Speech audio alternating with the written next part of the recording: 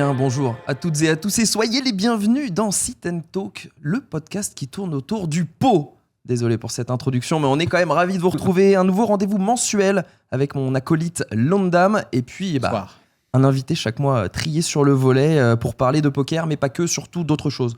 En fait, que de poker, on va pas parler de GTO, pas de bad beat. De toute façon, c'est pas Damien et moi qui allons assurer niveau technique, c'est plutôt l'envers des cartes qui nous intéresse, les anecdotes croustillantes, le dessous du tapis. Je crois qu'on va se régaler. Ah, on va vraiment se régaler. En plus, tu sais, on va parler de poker, mais pas beaucoup de poker, de cartes. On a un invité, je ne sais pas si c'est lui aussi qui va forcément relever le niveau aujourd'hui. On a la chance, l'honneur de recevoir le meilleur rédac chef de talk show poker. Bon, aussi parce que potentiellement c'est le seul. Mais ça partait bien. Mais dans l'idée, voilà, c'est. On va passer celle-là. Donc un petit mix entre Jason Statham et Charles Villa. J'espère que vous aurez la ref. Harper est avec nous. Comment ça va, Harper ? Bah merci, bel accueil. Ouais, les muscles de Jason pas encore. Et par contre attention au poker les gars. Je vois que j'ai la meilleure main déjà sur cette table. Donc faites attention à vous. Ouais, bah merci, ravi d'être premier invité de Sit & Talk. Déjà le décor est beau, le son est suave. Ça fait plaisir d'être ici. Alors premier invité si on la garde. C'est pas dit qu'on la garde. Peut-être que c'est un crash test. C'est un crash test. Ça se trouve je suis déjà le deuxième à dire qu'il est le premier invité. Il y a une émission derrière qui a été jetée à la poubelle. On sait pas.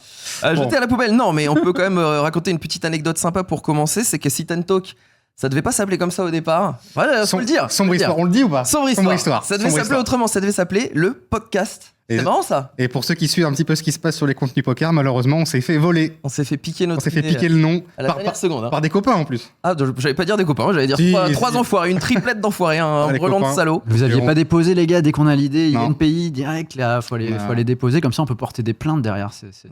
Non, finalement ça sera Sit & Talk. On aurait attaqué Flavien et tout, ça aurait été incroyable. C'est vrai que c'est très bien. Ça aurait été incroyable. Pas de jalousie, ça va bien se passer. Bon, écoutez, c'est très simple, pas de rubrique, pas de fil conducteur, pas de fil rouge, pas de rubrique, pas de jeu.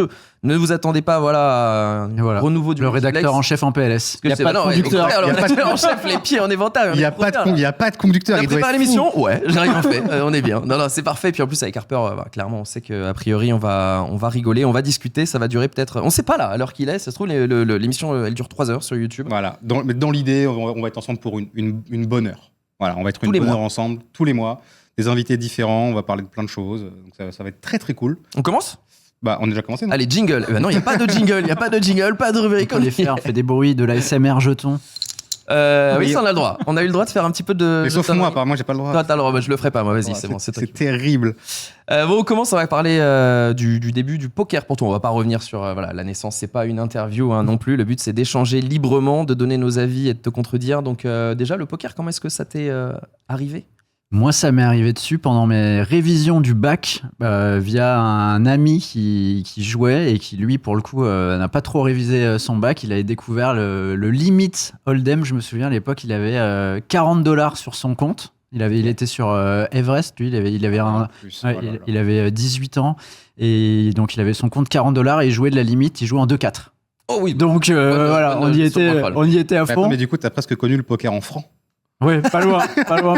Bah ouais, moi du coup à ce moment-là, j'ai 17 ans, donc j'ai pas encore le droit de créer de compte, mais je découvre l'univers, ça me fascine et je décide vraiment de tout apprendre sur le tas en attendant mes 18 ans, quoi, de regarder tout ce qui se fait en vidéo, de lire toutes les règles. On est en 2005, quelque chose comme ça. Là, on est en 2006, ouais. Il y avait déjà beaucoup de contenu à l'époque. Alors, il fallait vraiment aller fouiller. Fallait fouiller très fort. Il y avait Poker Academy à l'époque qui avait déjà fait ses premières vidéos. Et puis, juste regarder. Tu fouillais, c'était des vidéos. Il y avait quelques tables enregistrées aux États-Unis que tu pouvais déjà trouver un peu sur Internet. En vrai, c'est post-Money Maker. Très léger. C'est Gus, quoi. Ouais, c'est ça. En fait. C'est le WPT. C'est les tables WPT déjà à l'époque. Et donc, moi, ça me tombe dessus comme ça, à fond. Et dès que j'ai 18 ans, je m'inscris en association. Lyon Hold'em à l'époque, parce que je pars faire mes études à Lyon et là vraiment en tant que joueur, quoi, passionné par le jeu, et je me retrouve à faire les petits tournois organisés par l'association. T'es 40-50 personnes, mais je suis arrivé, mon gars, mais une boule de stress énorme. Comment faut faire pour distribuer les cartes, comment tu joues quand c'est ton tour. Enfin, je me souviens à un moment, j'ai cette main et qui m'a marqué. Là, vraiment, j'ai 18 ans et quelques jours. C'est pas en bas de bite. Non, même pas. Mais il y a un joueur qui fait tapis 10 blindes et moi, j'ai As-10 suité en grosse blinde et j'avais tank pendant, mais genre, je pense, 6 minutes juste parce que j'étais tétanisé par l'enjeu. C'était un tournoi gratuit d'une association. Il y avait un micro-ondes à gagner, quoi. Et j'avais fini par passer, je me souviens, et je m'en suis voulu. Ah mince, t'as passé en Ouais, fait. non, Ouais. j'avais presque pas dormi en me disant, mais vas-y, mais la prochaine fois, t'y vas, t'y retournes et on n'a plus peur de rien. Donc voilà comment un peu le poker m'est tombé dessus. Piqué, hein, t'avais l'air d'être piqué. Ouais, à fond, et toujours passionné. Et c'est un jeu, c'est mon jeu préféré. C'est un jeu, Alors, un jeu que j'adore. C'est quoi qui te passionne dans ce jeu principalement là? Tu vois, il y a des gens qui sont là pour l'empathie, d'autres pour la lecture, pour les calculs, etc. Toi, c'est quoi le. Ouais, ce qui m'a passionné d'emblée, c'était la profondeur du jeu, vraiment, dans le sens où l'apprentissage me semblait infini et j'avais l'impression de pouvoir progresser vraiment jour après jour. Donc au début, c'était vraiment cette phase jeu. Maintenant, ça a changé. Ce qui me passionne vraiment, c'est les joueurs, leurs histoires et le monde un peu professionnel, dans le sens où moi, via mon métier, j'ai l'impression, vraiment cette sensation de côtoyer parmi les plus grands sportifs du monde en tant que joueur de poker. Et donc, c'est vraiment ce qui me passionne le plus, c'est ça, cet aspect compétitif. Maintenant, t'es dans un monde.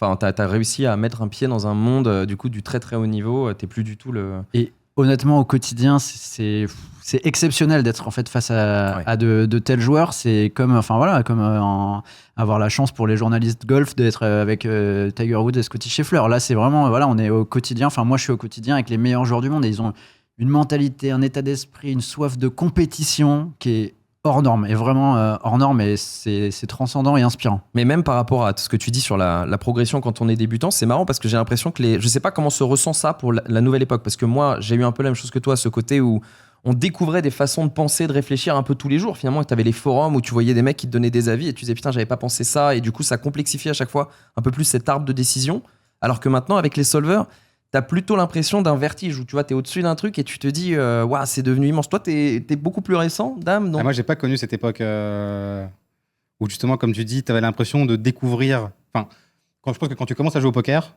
on a tous eu ce truc de putain, ça c'est nouveau, ça c'est incroyable, ça je peux faire ça, ça je peux faire ça. Mais je pense qu'à votre époque, en vrai, vous avez connu à peu près les. Ouais, c'est ça, oui. Les mêmes évolutions.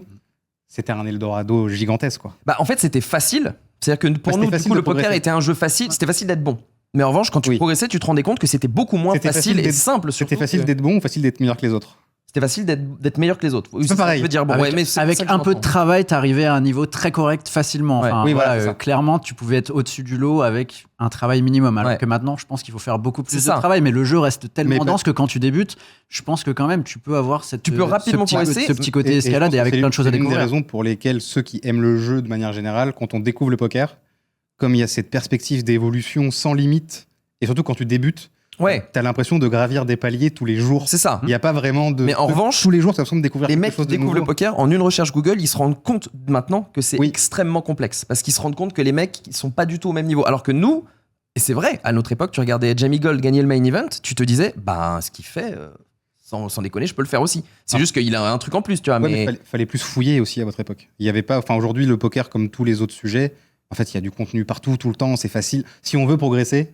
à un niveau récréatif régulier, c'est facile. En fait, il y a tellement de contenu gratuit partout. Si tu veux, des gens qui vous donnent à manger. C'est vrai, ils ont ça à notre aujourd'hui. époque, fallait. Mais ce que j'ai entendu, c'est vrai que c'est quoi. intéressant en notion de coaching mental. On va dire qu'on se rendait rapidement, on avait rapidement conscience de notre incompétence. Enfin, maintenant, on a rapidement conscience de notre incompétence, alors qu'avant, on était inconscient de notre incompétence. Et déjà, c'est passé le premier cap.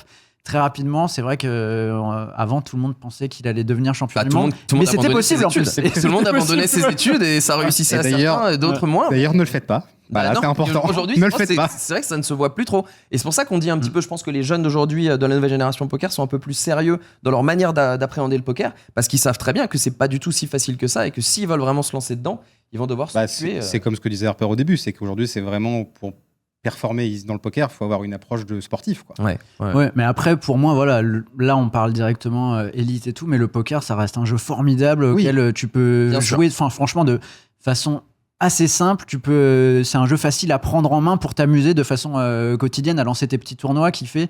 Ça, pour moi, ça n'a pas changé. Enfin, je vois, moi, dans mon entourage, la chance d'avoir encore plein de joueurs, mais même j'en vois qui ont commencé il y a 2-3 ans, et pour qui c'est juste le loisir du samedi soir, du dimanche soir. Ouais. Je m'amuse, je pose à ma table, je lance le Sunday Surprise, toujours l'afterwork comme à la belle époque. Ils ont de la chance. Et juste ce petit kiff, en fait, et ça ne disparaît pas, c'est toujours là. C'est sûr que nous, on est vraiment plongé dans ce milieu à fond, avec là ce discours de pour atteindre l'élite, il faut un travail monstre. Oui, mais on en pour oublie moi, que le poker, ça reste avant tout ce jeu de passionnés de la plupart des gens qui sont sur Wina, avec 20-25 euros de bankroll qui suffisent bien pour se faire kiffer, pour faire un petit expresso de temps en temps. Et puis il faut rappeler que c'est la majorité des joueurs en fait. Ouais, regarde l'exemple concret, on en parlera peut-être plus tard, mais Alerte Expresso, qui est une des émissions sur Winamax TV, les joueurs qui se qualifient, ce sont des joueurs qui tout simplement on le voit. se qualifient pour rien, enfin, on le voit dans les replayers, c'est leur premier tournoi. Tu sens qu'ils viennent de découvrir le jeu. Et voilà, c'est ça, c'est ça le poker. C'est aussi la beauté de ce jeu, c'est que pour très peu d'euros, on peut vibrer, on peut aller chercher quelque chose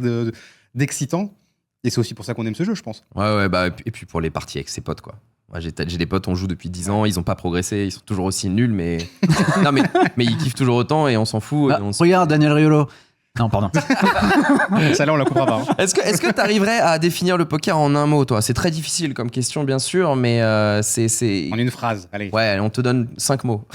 Non, mais en un mot, en fait, il y a eu plusieurs étapes. Ouais. Donc, le début, je pense, c'était vraiment convivial pour ce côté où, justement, le poker associatif, retrouver les mêmes personnes tous les dimanches, à s'entraider même dans la progression, qui est peut-être justement mon deuxième mot, qui va être progression, dans le sens où pour moi c'est un jeu hyper attrayant, dans le sens où tu peux vraiment de jour en jour au début et de semaine en semaine après, puis d'année en année à la fin gratter des petits pourcents. Et puis maintenant, parce que j'ai une approche qui est vraiment différente, c'est compétition, parce que comme je le disais avant, voir toute cette élite s'affronter, vouloir glaner pourcentage par pourcentage pour être et devenir le meilleur, c'est quelque chose vraiment qui me passionne et qui... Fascination un peu aussi. J'ai une fascination vraiment. C'est un truc au quotidien que je kiffe en fait, vraiment, voir les meilleurs s'affronter, se battre, échanger, mais pas trop parce qu'ils veulent pas dévoiler tous leurs secrets, et être à la pointe en permanence, et juste cet état d'esprit de champion qu'ils ont, ça me fascine. Ouais. Mais du coup, cet état d'esprit de champion justement dont tu parles, est-ce que toi, il y a eu un moment, parce que du coup, tu as été aux prémices de plein de choses chez Wina, notamment la Wina TV, tu as commencé chez Club Poker, etc. On en reparlera après. Cette carrière-là, tu n'as jamais voulu la vivre ?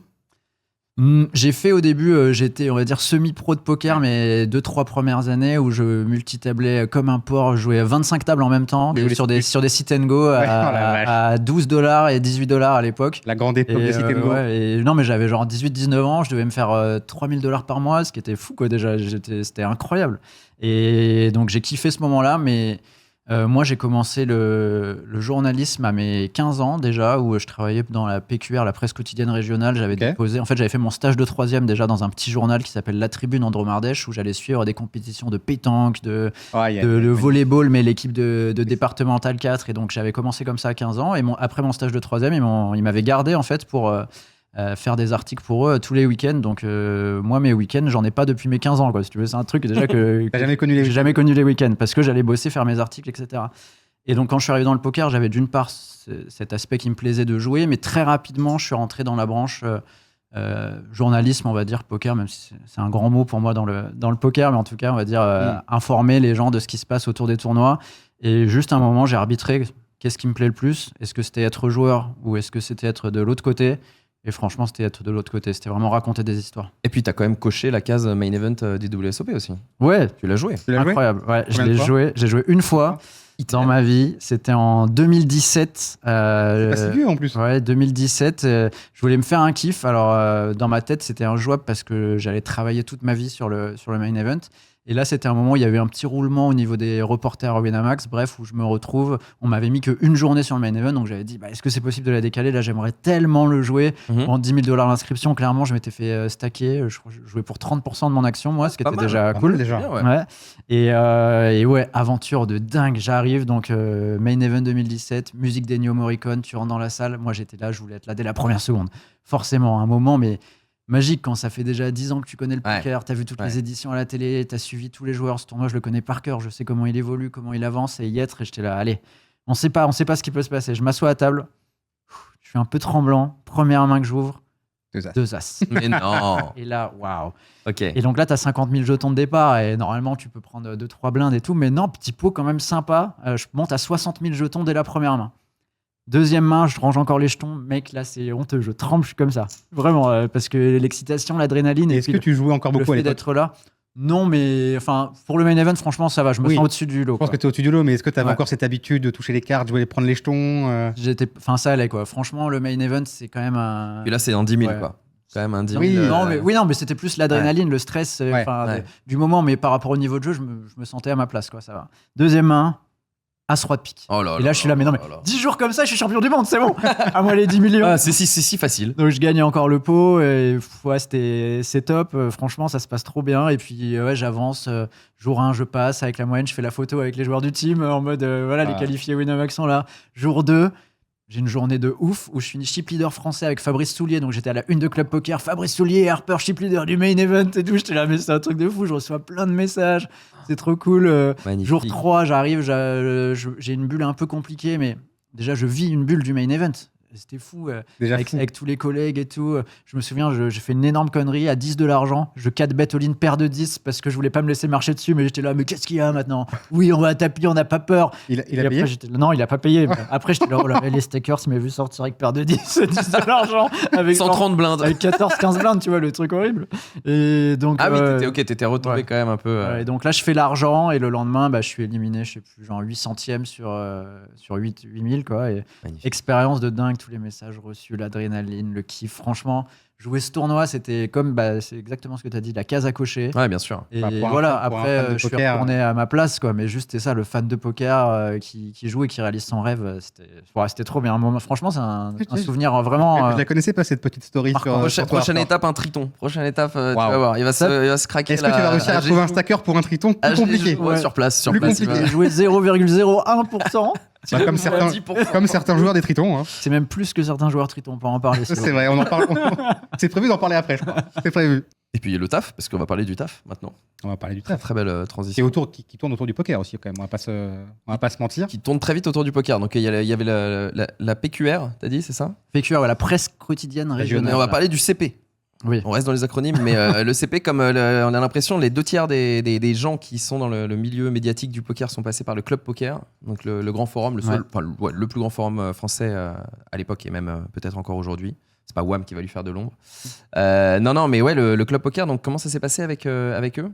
Club Poker, pour la petite anecdote, c'est donc là j'ai mes 18 ans et directement il y a le club où je suis, Lyon Hold'em, qui organise un déplacement à l'EPT Barcelone, mais pour tout simplement aller voir quoi, si tu veux. Ah, ok. Et pour certains jouer un side event à 200 €.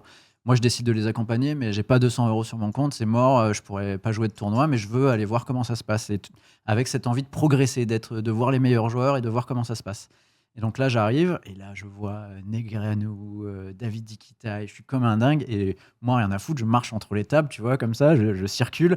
Et au bout d'un moment, il y a un floor qui vient me voir, qui fait « Mais monsieur, vous êtes joueur ?» Et je fais « Non, moi, je regarde juste, je prends des notes sur comment il joue, parce que je suis passionné. » Il me dit « Non, mais c'est pas possible, il y a seule la presse a le droit d'être là. » Et donc là, je regarde, je fais « Ok, comment on fait pour être presse ?» Et il rigole, il me dit « Non, mais Allez, casse-toi. allez-y, partez. » Allez, va-t'en. Et là, du coup, je me branche, je vais voir ce qui se fait en France et je tombe sur Club Poker, le forum que je connaissais pas. Et j'envoie un mail à Webmaster à l'époque en disant « Bonjour, je me présente, Harper, machin, je suis sur place à l'EPT Barcelone. Si vous arrivez à m'obtenir une accréditation presse très vite, vous pouvez écrire des choses gratuitement sur votre forum si vous voulez. Génial. Je fais déjà un peu de presse en région, etc. » Et à l'époque, ça se fait comme ça. 1 heure après, j'ai une accréditation presse. Incroyable. Trop fort. Et donc là, je suis sur place et moi, j'écris 2-3 conneries sur un calepin, je prends 2-3 photos, mais je m'en fous. Je suis là pour noter comment joue Negreanu, comment joue Kitaï. Et donc, je retourne à mon ordi, j'écris 2-3 conneries, mais sans y prêter attention. Et en fait, ça marche bien, quoi. Ce que j'écris, je fais pas trop gaffe, mais Club Poker me dit après, non, mais vas-y, on va t'envoyer sur d'autres tournois si tu veux. Je suis contacté par d'autres rooms, Bwin, Unibet, pour qui je veux faire des piges aussi, qui m'envoient et qui me disent, attends, on va t'envoyer sur tel tournoi, tel tournoi. Et Ah, du coup, parfait pour toi. Et, Gagnant-gagnant. et donc, Et il te paye. Au bout d'un moment, il a commencé Au à bout d'un payer. moment, il me paye. Au bout d'un moment, il me paye. Et donc là, je suis à cette frontière, pareil, où je dois arbitrer entre faire mes études ou bien faire journaliste poker à plein temps, parce que je commence à être envoyé un peu partout. je fais journaliste poker à plein temps, mais en gardant un peu les études, vu que c'était les grèves, de toute façon, il y avait juste à aller au partiel, à pointer et c'est tenter, 2005, tenter de alors, rendre une c'était autour du copie. CPE, Ouais, c'était 2000. Là, on est en 2008. Là. 2008, Ouais. ok. Et, Les retraites. et donc voilà comment ça se passe le début et comment ça se passe. Ouais, t'es suis en pas né, CM2, toi. Ouais. En CM2. Et donc avec le poker, ça se lance comme ça de base, ouais. Et pendant Lui, il était au CP, toi, un an et demi, CM2, ouais, pas mal, c'est ça. ça marche bien. Exactement. On était en primaire tous les deux. Et donc voilà comment ça se lance avec CP. Et bah du coup, ouais, je me mets à suivre pas mal de tournois jusqu'à ce que Winamax m'appelle. Ouais. Et du coup, les études? Les études arrêtées par le coup de fil de Winamax. Ok. Là, on est en 2009 et ça se passe. C'est un petit texto même pas un MP sur Twitter à l'époque de Benjo, Mhm. qui est le reporter historique de Winamax, encore rédacteur en Qui chef. regarde cette vidéo et ne ouais. connaît pas Benjo? Ouais, voilà, tout le monde connaît En Benjo. vrai, Et donc, ça se passe en une phrase. Est-ce que ça te dit de bosser pour Winamax? Et juste MP Twitter Efficace. qui a changé ma vie. à l'essentiel. Voilà, et là on est genre le 15 août, je crois, un truc comme ça, donc je dois reprendre les cours en septembre. Et le 22 août, je déménage à Londres pour travailler pour Winamax. Ah oui, en plus, c'est l'époque Londres. Ouais. Ah ouais, Et c'est donc- vrai. Et donc là c'est parti, c'est Waouh. comme ça que débute l'aventure à ce moment-là, donc en tant que reporter Oui, donc en aux plus, côtés de Benjo. Énorme pour suivre le changement dans team. ta vie à cette époque-là, quoi. Ouais, ouais, Tu déménages à Londres, t'arrêtes tes études, t'as un vrai taf à temps plein. c'était- Comment tu vis ce moment où tu quittes tout, du coup, pour... C'était particulier franchement là. Enfin, Parce que du coup, avant T'as 19 ans? Et énorme pari de la part de Winamax parce que je peux même pas aller à Vegas, moi. Donc ils me prennent en reporter du Et team Winamax c'est vrai. qui sera incapable d'aller à Vegas pendant l'année suivante. Donc déjà, énorme pari de leur part. Moi, je parle pas un mot d'anglais. Je déménage à Londres. Je dis au revoir à ma famille, mes proches. J'arrive dans un environnement que je connais pas. Je parle pas un mot. Je me souviens, je dois trouver un Tu appart. vis seul, du coup? Ouais, Ouais, je dois trouver un appart très vite. Et là, je vois une petite annonce à Balham, un coin de Londres où je vais. Et donc, c'est une coloc, mais il faut vraiment que je trouve un truc super vite. Et là, il y a un mec hyper baraque avec un tout petit chien comme ça qui m'accueille, qui me baragouine des trucs Le et cliché. tout en anglais. Mais je comprends absolument rien. Et je suis là, ouais, non, mais c'est bon. C'était quasiment 400 pounds par mois le loyer. Je dis ouais non mais moi c'est bon, de toute façon je vais pas être là souvent, il y a pas de problème, enfin avec Google Trad et tout. Il me dit mais sûr et je comprends pas pourquoi. Il me dit mais t'es sûr que tu veux être là et Qu'est-ce tout. que c'est que Aïe, aïe, Et- aïe, et aïe, aïe. donc, Où on va? Où on euh, va? Je suis là ouais non mais moi il faut vraiment un appart et tout. Ouais, ok vas-y feu.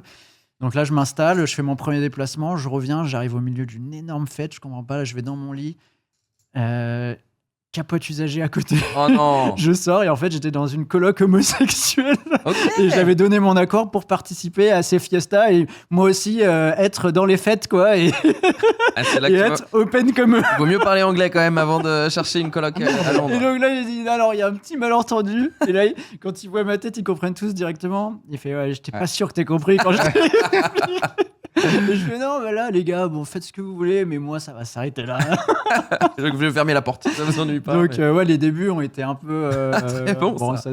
Ça va, c'est plus drôle qu'autre chose, mais les débuts quand même un peu compliqués, ouais, où tu quittes tout et tu pars à l'aventure. Mais ce qui était génial, et ce qu'il est encore, moi, ce que j'adore, c'est qu'il y a tous ces déplacements. Tu voyages en permanence. Il y a vraiment ce côté cirque itinérant où c'est comme le tennis, quoi. Tu passes de ville en ville chaque semaine et ouais, ça c'est un kiff. Avec un peu plus aussi quand même de garantie et d'assises quand t'as un vrai job maintenant, t'es encadré, tu sais que tes déplacements, c'est pas juste pour regarder jouer qui taille, là ça va être un peu plus que ça. Et alors, cette époque-là, bah, du coup, c'est après l'explosion, c'est avant l'explosion 2010 en France, mais c'est quand même après l'explosion mondiale, on commence quand même à beaucoup parler de poker, les émissions de Patrick ont fait aussi beaucoup parler d'elle sur Canal. C'est une année un peu folle, enfin c'est des années un peu folles pour le circuit européen aussi.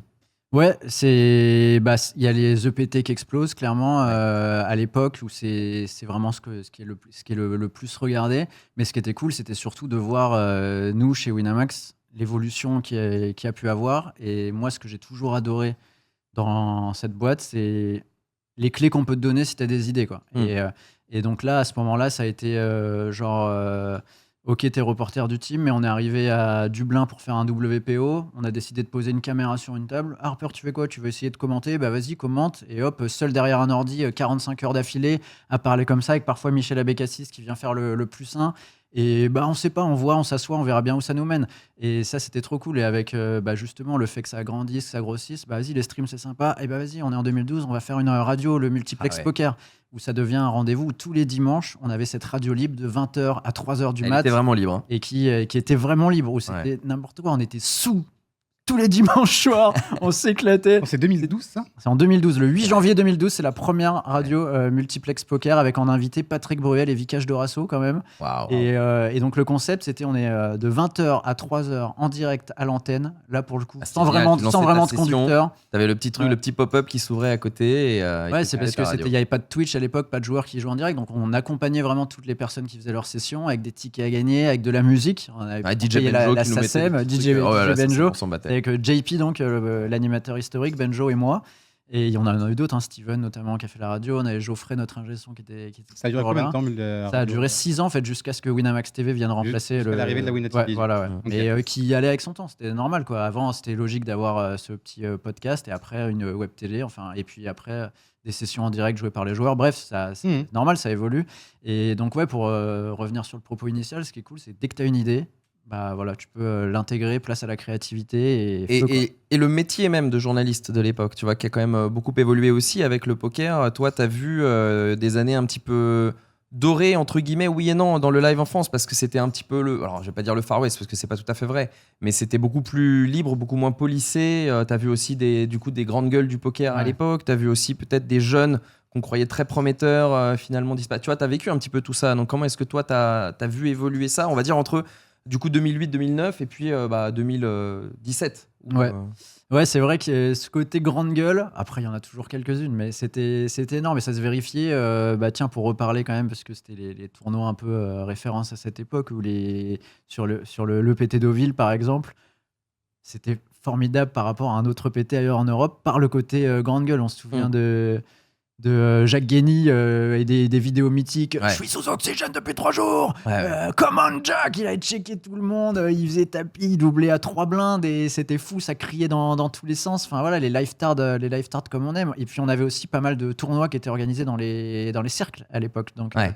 t'avais à l'ACF, t'avais des gros tournois, le Grand Prix de Paris à 10 000 € qui allait être organisé là-bas. Donc c'était Par Touche Poker Tour. par Touche Poker Tour. Et donc, ouais, des tournois de grande gueule, effectivement, où ça en mettait de partout. Et puis, oui, on a les joueurs qui se sont brûlés les ailes, certains qu'on a vus pendant 2 ans, qui allaient tout exploser et qui, après, retombaient d'un coup. Enfin, je sais pas si il y a des noms comme ça qu'on voyait passer. Je sais pas, par exemple, des Idriss en Bresse, on était là. Ouais. Incroyable, il montait une tonne, mais parce que c'est des profils très agressifs aussi, que ça soit dans leur gestion de bankroll ou dans leur jeu. Donc on les voyait arriver, et puis c'est vrai qu'il y avait ce côté fanboy, où nous on voyait des Ouais. mecs arriver, on voyait Idriss en Bresse arriver, après on voyait Hugo Le Maire arriver. Ouais, Hugo, Clément, Ouais, Clément, Ilan toute cette Boujna, bande, Ilan Boujna, ouais, toute tout à cette fait. bande qui a monté des tonnes d'argent. La plupart en ont redrop beaucoup. Il y en a certains qui ont mis de côté, qui ont ils ont, réussi aussi. ou qui se Voilà. sont mis un peu Ou plus qui à sont mis l'ombre. plus à l'ombre, et on ne sait parle pas, moins mais d'eux. tout va bien pour eux, faut Oui, pas oui. s'inquiéter. Et c'est vrai que c'était assez fou de voir, en fait, à l'époque, des dynamiques et des courbes qui allaient vraiment comme ça, qui étaient exponentielles, En live, en pouvaient plus. très très vite monter.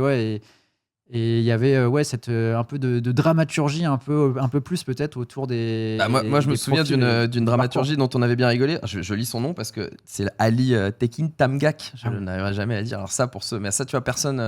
Aujourd'hui, heureusement d'ailleurs, plus personne ne connaît cette histoire. Mais donc, c'était un joueur qui avait été reconnu pour tricher. Il avait en fait, on avait trouvé qu'il trichait avec l'aide d'un faux journaliste. C'est En ça. fait, qui, En gros, imaginons, on est tous les deux Voilà. à table. T'es Ali. Moi, je suis ton adversaire. Sauf que derrière moi, il va y Il y a un avoir couvreur. un journaliste. il y a Là. un journaliste qui ne Un suit que journaliste Ali en fait. qui Il est là ne que pour suit lui. que Ali, mais qui bizarrement n'est jamais du côté d'Ali. Il est toujours côté opposé. Et en fait, il regardait les cartes des adversaires et faisait des petits codes à Ali pour lui indiquer les cartes. C'est ouf, hein. Donc, ça avait été repéré sur le Partouche Poker. Ça a Tour. été repéré et forcément ça a créé un peu un précédent dont tous les couvreurs et les journalistes à l'époque ont un peu pâti, Et souffert. Ça a été voilà, un moment où on s'est dit notre métier peut disparaître parce que Ouais. pour des normes de sécurité.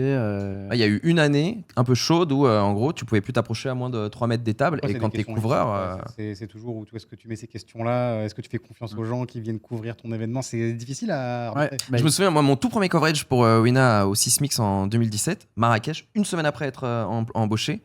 Du coup, je connais pas vraiment comment ça se passe vraiment. C'est un break. Moi, j'arrive sur la table, je commence à compter les stacks des mecs. je fais des tas. Ah ouais, tu touches les jetons. Et là, le croupier me dit, et là, le gentil croupier, tu vois, il me dit, Ouais. oh bro, non, touche pas les jetons des. Tu touches un jeton, normalement, t'es banni du casino. Je vois vraiment qu'on se fait arriver comme ça. C'était Ah, mais vraiment, j'ai Alors. fait des piles de vin, tu vois. Je fais, oh putain, il est chiant, il pourrait faire des piles de vin, tu vois. Genre, il m'a dit, ah non, fais pas ça. mec. c'est Et incroyable. après, je suis allé voir Benjo, je fais, putain, il m'a faut pas que je touche les jetons, non. Il m'a dit, ah non, faut pas toucher. Benjo, il a dû devenir blême. Il a dit, putain, heureusement, c'était un gentil couvreur et pas un TD un peu zélé, tu vois. Mais non, mais toi, je me souviens que t'avais eu, notamment, tu t'étais bien embrouillé. C'était à Deauville aussi. Ouais, moi, Deauville, j'avais été exclu d'un Ouais. tournoi quand même, où c'était pareil, j'ai eu chaud, quoi, j'ai eu peur, quoi, parce que en gros, c'était un truc à la con et qu'effectivement, je devais pas faire. La sanction, elle était un peu violente.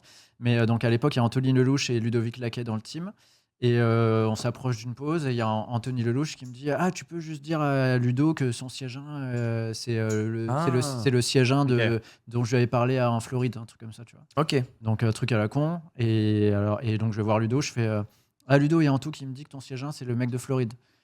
Voilà. Et là, je sens derrière moi, on me tapote comme ça le dos. Et j'invente le nom. Boris Delval, police des jeux. Je fais, voilà, qu'est-ce qui se passe? Il me fait vous allez me suivre, s'il vous plaît?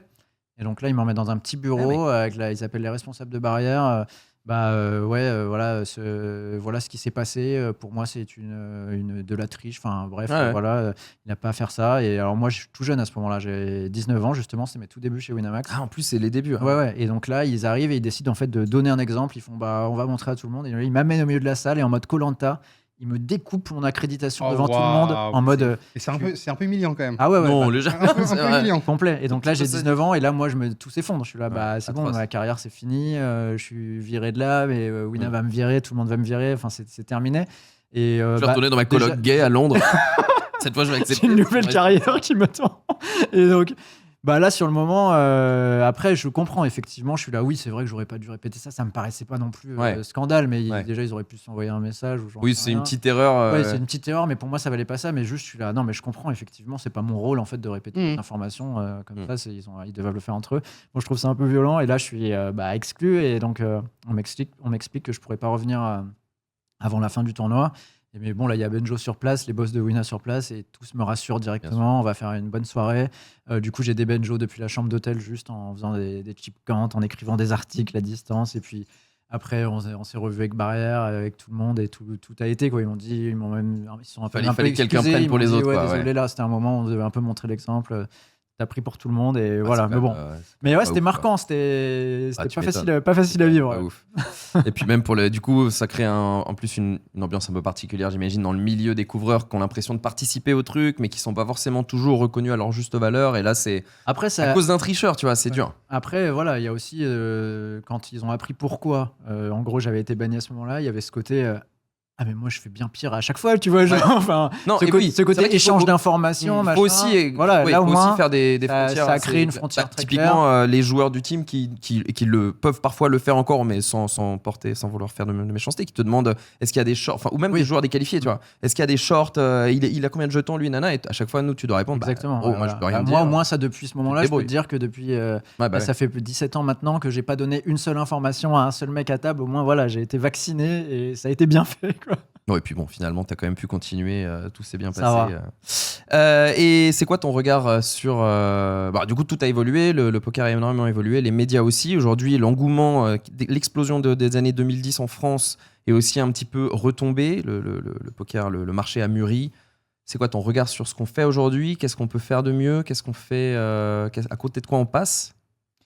Ouais, on pourrait en parler longtemps, hein. C'est un énorme volet. Je pense qu'il y a une évolution dans notre travail, mais il y a des gens qui sont toujours fans de choses qui existaient avant. Je parle de ce que j'ai fait au début. Moi, par exemple, les coverages. On voit que je pense que les personnes qui arrivent et qui découvrent le jeu sont moins avides de ce contenu, mais ça parle encore toujours à énormément de gens qui ont envie de se plonger dans des histoires, de se poser, mais c'est un peu automatique de tout ce qui est vu et consommé dans tous les médias en général. Hein. C'est plus rare de se retrouver devant des longs articles, de prendre le temps de les lire.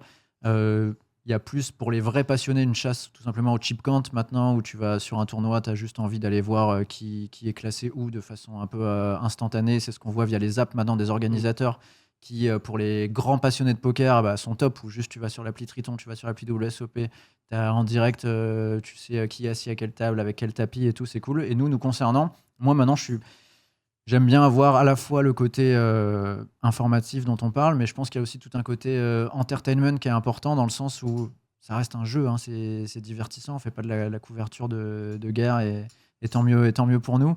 Donc je pense que c'est bien d'arriver avec un regard aussi où tu te dis, bah, les mecs qui suivent ça, c'est avant tout des passionnés, des gens qui sont chez eux, qui ont envie de kiffer, passer un bon moment.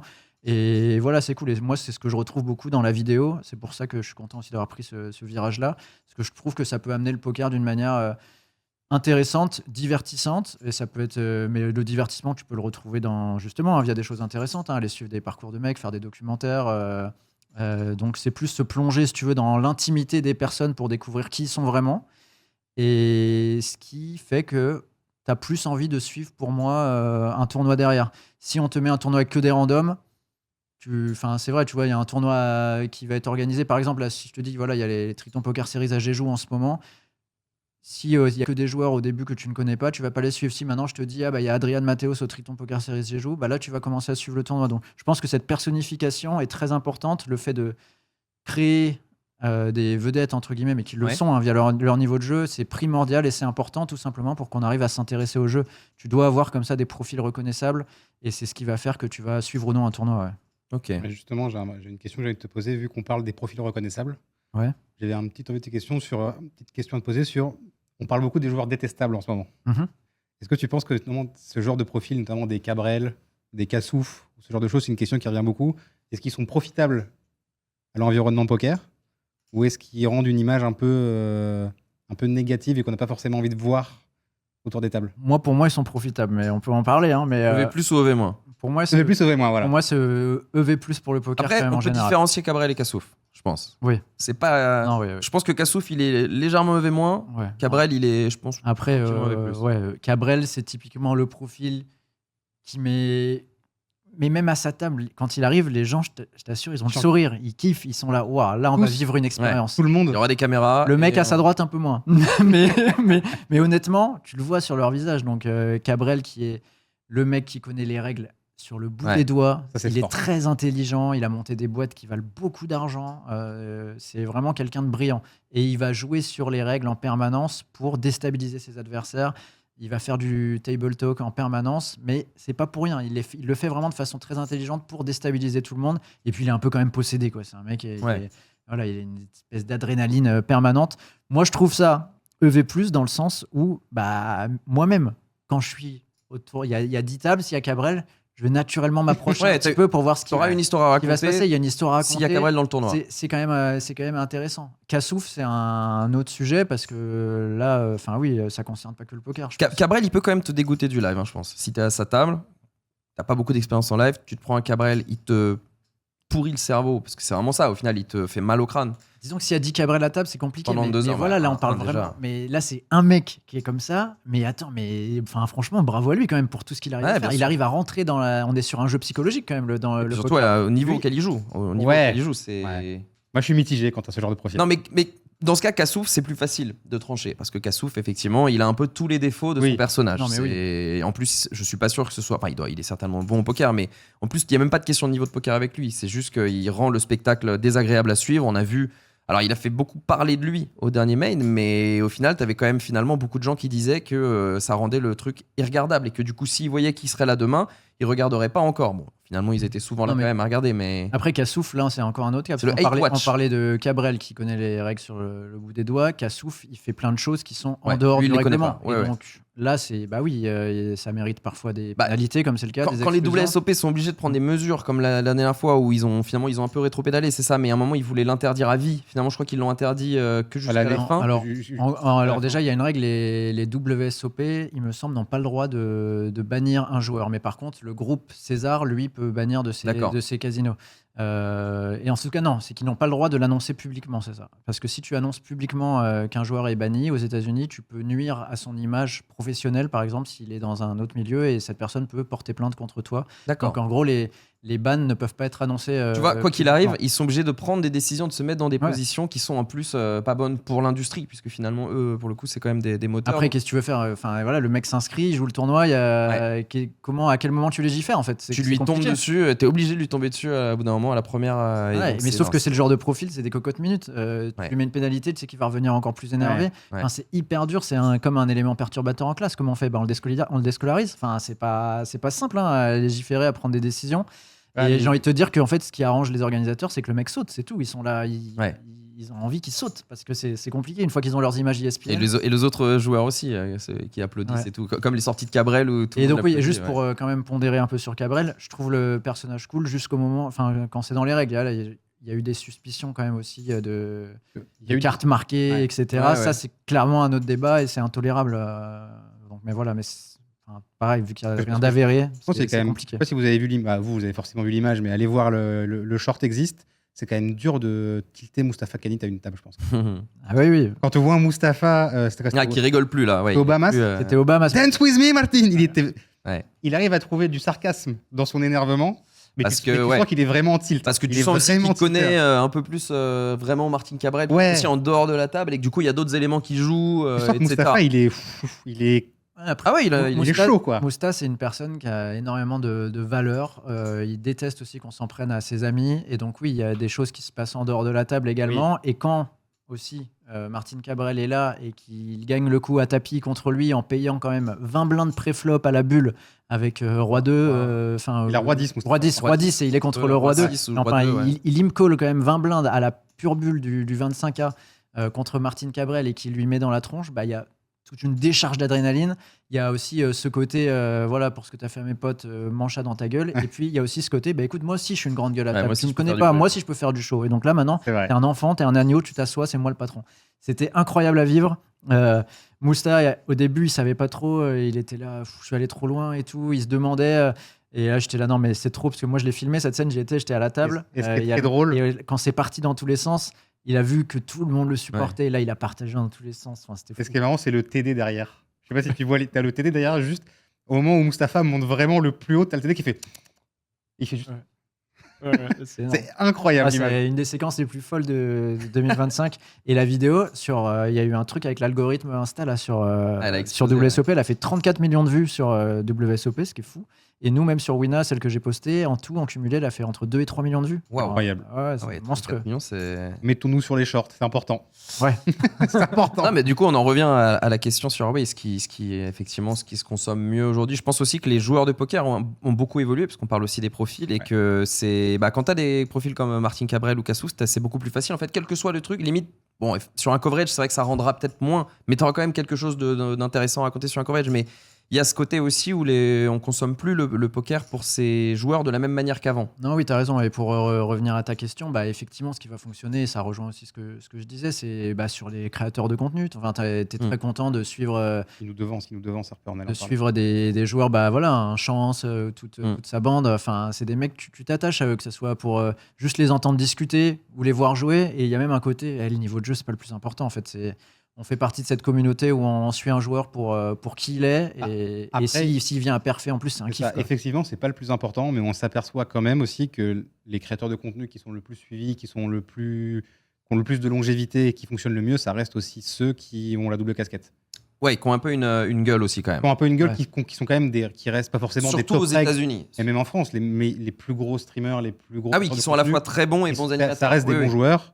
Et en plus, ils ont le côté personnalité, ils ont une communauté. Ouais. On s'aperçoit quand même que ce qui fait plaisir aux gens, c'est de voir des mecs deep run en fait. Même sur la création de contenu. Des mecs que tu kiffes. Après, t'as envie de voir le mec quand même. Après, regarde Adrian, c'est un cas à part, évidemment, mais ou même Joao, ils sont quand même évidemment très suivis et très appréciés parce que, et sans avoir cette casquette d'animateur une seule seconde, ils ont un charisme évidemment naturel mais là, c'est le côté haute performance. Voilà. Mais donc, il y a aussi le côté pure. Mais moi, je pensais ce que font les Américains, qui pour le coup commencent à différer de plus en plus de la France parce que eux c'est beaucoup les cash games, les parties privées et les vlogs là-dedans, et c'est un petit milieu aussi dans les cards room, c'est toujours les mêmes qui sont invités et qui tournent, et que du coup les mecs au final se mettent à créer beaucoup de contenu pour être invités dans cette partie et ça va donner un effet snowball, et t'as beaucoup de vlogs et ou Des POV, beaucoup de POV aussi. Ouais. Ça marche évidemment, les Wolfgang, les mecs comme ça, qui on retrouve maintenant d'ailleurs sur les circuits internationaux. Ouais, ils sont invités. Ils sont invités. et Triton, ils avaient invité Ouais, Wolfgang. Il a pris, il a pris 10 points de 700 000. fou, Il a ouais. pris 700 000. Lui, ça lui a changé Sur sa un vie d'être PLO, invité c'est ça. sur, Ouais. sur les Tritons. Là, c'était sur un Hold'em là. Hold'em, ok. Il a fait 4e d'un gros Hold'em et lui, ça lui a changé sa vie, tu vois, de probablement prendre, le plus 700K. Probablement le plus gros. Wolfgang, c'est le plus gros créateur de C'est quoi, contenu ça, au En monde. tout cas, millions, c'est millions, oui parce que c'est Et des shorts, du coup, en c'est- cumulé, il a mais 2,5 millions, n'importe 3 millions avec tous ses Mais- réseaux, c'est monstrueux. Et toi, du coup, qu'est-ce que tu consommes justement? Parce que toi, du coup, on a beaucoup parlé de ton travail journalistique, couvreur, rédac chef. Est-ce que tu consommes beaucoup de contenu? Parce qu'aujourd'hui, il n'y a jamais eu autant de contenu poker qu'aujourd'hui. Ouais. Il y en a partout, pour tous les niveaux, pour tous les goûts, divertissement, pédagogique, du vlog, on a tout ce qu'on veut. Est-ce que tu en consommes beaucoup, toi, de ce côté-là? Ouais, j'en consomme énormément.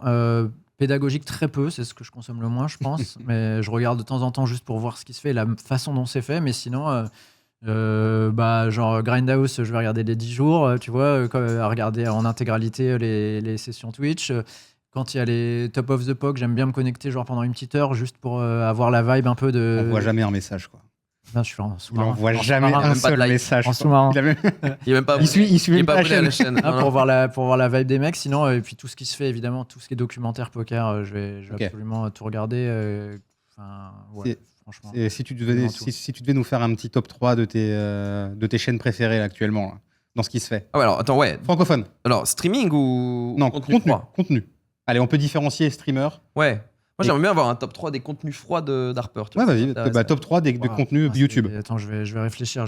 C'est pas si évident. Ouais, tu peux hein. dire aussi maintenant, Ouais. moi par exemple, maintenant j'en parlais tout à l'heure Ouais. encore, et j'ai envoyé un message à Fausto, le Mardex, contenu Ouais, Mardex, j'allais mettre il y a Skyrocket, là, dans genre clairement progression de l'année, ce que fait Smardex, c'est très vraiment cool. Très bien. Ouais. Avec ses vlogs où ils suivent du coup sur les circuits high roller. En Et puis plus, on suit pas les pires joueurs de la terre. Thomas Santerne, Enrico des mecs, Camochi. des mecs intéressants. Et en plus, c'est des personnes. Kamochi, c'est un personnage, quoi. Ouais. C'est ça qui est agréable. Donc clairement, j'allais le mettre ça dans mon top contenu. Après, non mais moi j'aime beaucoup Chance, tu vois. Je suis vraiment, j'aime beaucoup ce qu'il Ah bah, fait. Je suis fan, nous, on dire le contraire, hein. je suis fan de son énergie, de son franc parler et de ce qu'il peut apporter en restant depuis chez lui en fait. Et en réussissant à que je trouve très cool. se réinventer mine de Ouais. rien année après année. Ouais, là tu vois, il fait des shorts en plus, ce Ouais. genre de choses. Donc pour moi ça c'est très cool. Et puis non, sinon pour parler de la maison, pour moi dans la tête d'un pro reste. Je comptais pas les contenus winners. Ouais. Pour moi ça marchait pas les contenus winners. Ok. Qu'est-ce qu'on peut citer d'autre? On a plein de Il y a trucs. ATM, quand ATM. Récemment, ATM, c'est très bien, c'est propre, où ils ont su justement apporter on va dire de la personnalisation dans la tête d'un pro avec ce côté j'incarne, c'est moi qu'on voit face cam dès le début, voilà comment vous allez me suivre. Donc c'est vraiment une plongée très J'aime bien, ouais. immersive. En fait, pas mal, ouais. là où je trouve où ils ont réussi à être super forts, c'est que pour moi, c'est quand même du contenu pour les règles.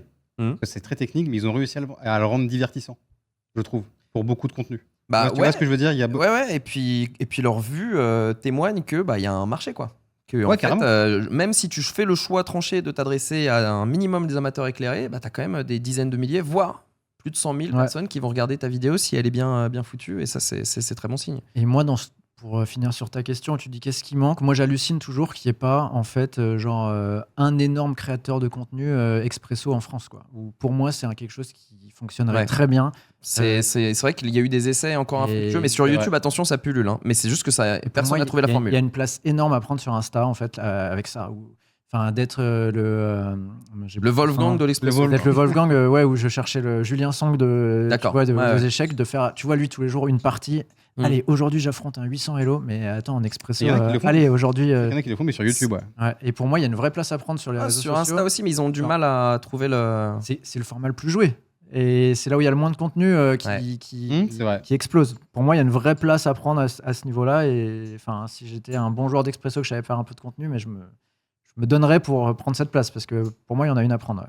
Peut-être que c'est aussi parce que il y a souvent une vente de quelque chose derrière chez les créateurs de contenu expresso et peut-être que ça peut effrayer, je sais pas. Hein, moi, je sais que c'est quelque chose qui en tout cas pourrait me rebuter un petit peu, c'est de me dire ouais, le gars, attends, il a choisi une partie sur laquelle ça se passe bien et il essaie de me vendre un truc derrière. Tu vois, j'ai l'impression que je me fais avoir. Ah, ben faut trouver la bonne formule, hein, c'est ça. Hein. Faut trouver la On va formule, pas la donner non Julien plus Song, ici. Hein. tu vas nous faire les théories de l'ouverture en expresso, les trois Voilà, ouvertures. les trois grands principes de l'ouverture en expresso. Ok, bah moi, ce qui me manque, moi, ce qui me choque, comme tu dis, c'est qu'il n'y ait pas. Alors après, c'est un vieux média qui n'intéresse plus personne, mais qu'à la télé, il n'y ait pas aujourd'hui un rendez-vous à la Patrick, quoi. Qu'il y ait Ah, pas. Ah si, il y a 100% poker le dimanche à midi et quart. Ouais, mais c'est pour ça que j'ai dit à la Patrick. Non, qu'il n'y ait pas ce grand tournoi avec ces joueurs, parce que même aujourd'hui, ce qu'on fait sur les Tritons, ça, je sais que ça pourrait marcher. Je pense que ça fascinerait des gens. Moi, je me dis encore que même aujourd'hui, en essayant de me dire, allez, je connais plus le poker, je zappe. À 1h du mat, à la télé, en rentrant de soirée, je tombe sur un tournoi de poker de l'envergure d'un high roller, des high stakes, avec des joueurs de ce calibre-là. Je peux pas ne pas m'arrêter, quoi. Ça me fascinerait toujours autant, surtout quand je verrai les chiffres. Mais tu le sais pas forcément. En fait, c'est aussi l'éducation qu'on a à ce jeu, quoi. C'est ça, c'est que j'essaye de Et c'est le- je et peux pas c'est m'en rendre compte vraiment, Et mais c'est l'image populaire qu'on en a. tu penses pas que ce serait tout autant vendeur que plein de programmes que tu vois ça Si, mais pourrait si, mais encore happer des je gens. pense qu'on est biaisé. En fait, c'est là où c'est dur d'avoir cette image. On peut être biaisé, quoi. Mais je pense que c'est le terrain pour avoir un nouveau boom du jeu. Si un jour il existe, il faut qu'il y ait un nouveau programme fort qui fasse que ça touche le grand public. Après, ouais. Peu importe le média, d'ailleurs. Mmh. Ouais, Peu là en importe le télé, média. donc on a déjà, on parlera j'imagine de 100% Poker plus tard, mais on a les Dans la tête d'un pro qui sont diffusés Bien sur, sûr, ouais. sur W9 déjà, c'est en troisième partie de soirée, mais déjà Mhm. ça a le mérite Je d'exister. crois que c'est Et comme ça puis, que moi je l'ai découvert, je crois, quand j'ai ouais, commencé à jouer. télé, tu vois. Ouais. C'est parce que ça passait déjà sur W9 il y a très longtemps. Et sinon, ces projets dont tu parles, pas de secret, il faut que ce soit porté par des gros noms et qu'il y ait des producteurs avec Oui, de parce qu'il y avait l'influence. Patrick. Il y avait Patrick. Ouais, voilà. Il faut un engouement populaire, en fait. Et donc, il faut qu'il y ait un producteur qui soit prêt à mettre du temps et de l'argent là-dessus. Mais là, on sait qu'aussi, il y a plein d'organisateurs de tournois qui, en ce moment, vraiment mettent la main à la pâte pour essayer de se rapprocher de médias. Moi, j'ai bon espoir que prochainement, on voit du poker encore à la télévision un peu plus et des tournois notamment. Ouais. Enfin, il n'y a pas de raison là. Tout est en train un peu de s'aligner pour que ça arrive Ouais. Dans les mois qui viennent. T'es en train de nous donner des infos ou c'est un espoir, là? C'est Entre les les deux. Je parle pas au hasard. Magnifique. Magnifique sur le boulot. Qu'est-ce qu'on justement on peut parler du coup de 100% poker, de ce rôle de Ouais, rédac-chef. carrément, parce que du coup, c'est ce qu'on avait dit au départ. Tu as été un peu longtemps dans la lumière quand même. Du coup, tu as été animateur Wina TV, tu as été le premier commentateur des lives Wina. Mhm. Qu'est-ce qui fait qu'aujourd'hui, tu as eu envie de passer beaucoup plus du côté, même si on est encore dans des reportages, du coup, c'est toi qui fais les reportages 100% poker. Qu'est-ce qui fait qu'aujourd'hui, tu as plutôt envie de rester dans l'ombre, du coup? Il y a des mecs meilleurs que moi à l'antenne. C'est vrai que Et, t'es le mec qui met le poker en lumière Le plus, au en final. étant dans l'ombre. Parce qu'au final, tu es un des mecs, en fait, tu es partout aujourd'hui. Ouais, mais là maintenant, moi, ma vie, c'est 210 jours par an sur le circuit, je Wow. crois. Donc c'est énorme et pas loin de. Enfin, ouais, je sais plus, je crois que j'avais calculé l'an dernier, 320 jours de travail dans l'année. C'est ce que j'allais te demander, C'est- justement. Ouais, c'est énorme. Ouais. Mais ça me plaît vraiment. C'est quelque chose. Enfin, moi, j'ai toujours aimé bosser énormément et j'ai besoin de ça. Enfin, c'est pareil, c'est mon kiff, quoi. Et sur 100% poker et de façon plus globale, justement, moi, j'aime bien avoir ce côté page blanche chaque semaine, vraiment, et être dans la création. C'est quelque chose que j'ai découvert en 2018 quand Wina avait fait appel à moi pour lancer le projet un peu Winamax TV. On était parti d'une page blanche complète où il a fallu créer des émissions, des cases. Et voilà, t'es là. Si je peux me permettre, tu as fait un mauvais choix en On arrivant. peut tout faire. Vas-y. L'arrivée de Ponce-P. Aïe, aïe, aïe. Aïe, aïe, aïe, aïe. J'étais déjà là. Moi, je l'aime bien. L'arrivée de Ponce-P dans l'équipe. Moi, je suis content qu'il soit là. Vas-y. Je suis content qu'il soit là pour bosser. Et donc, ouais, tu vois, c'était génial. Non, mais des mauvais choix d'ailleurs, il y en a eu plein. Mais c'était ce qui était cool, tu vois. C'était partir de cette page blanche. Et puis après, c'est ça, c'est faire confiance aux personnes qui, justement, sont là, qui ont souvent plus de talent que toi dans certains domaines. Donc voilà, au début, par exemple, pour parler de Winamax TV, au début, WFC. L'idée, c'était de faire les avant-matchs, de vraiment parler cotes à fond, de mettre des personnes de la télé, on les ramène sur le plateau. Et au bout d'un moment, tu te rends compte, ce qui marche bien, c'est la bande de potes entre eux. Et finalement, c'est eux qui. Ouais. Au bout d'un moment, tu laisses les clés. Non, mais attends, les gars, en fait, voilà, vous êtes talentueux, c'est vous qui allez le faire. Et maintenant, ça explose parce qu'ils ont fait ça à leur sauce et à leur recette. Mais voilà, de base.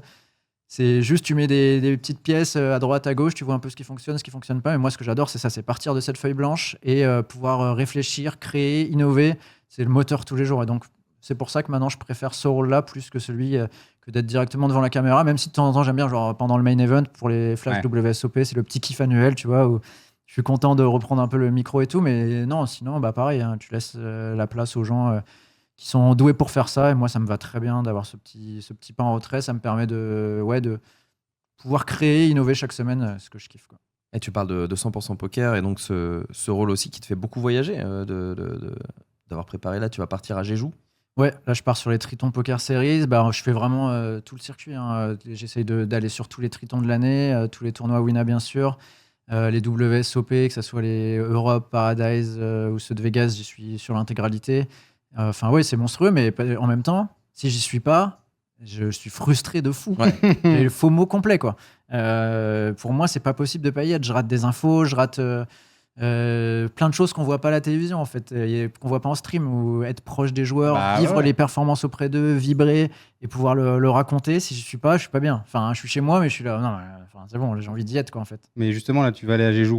Et ça fait longtemps qu'il n'y a pas eu 3 teams pro sur les Tritons. Et oui, parce qu'on en connaît 2 qui y vont souvent.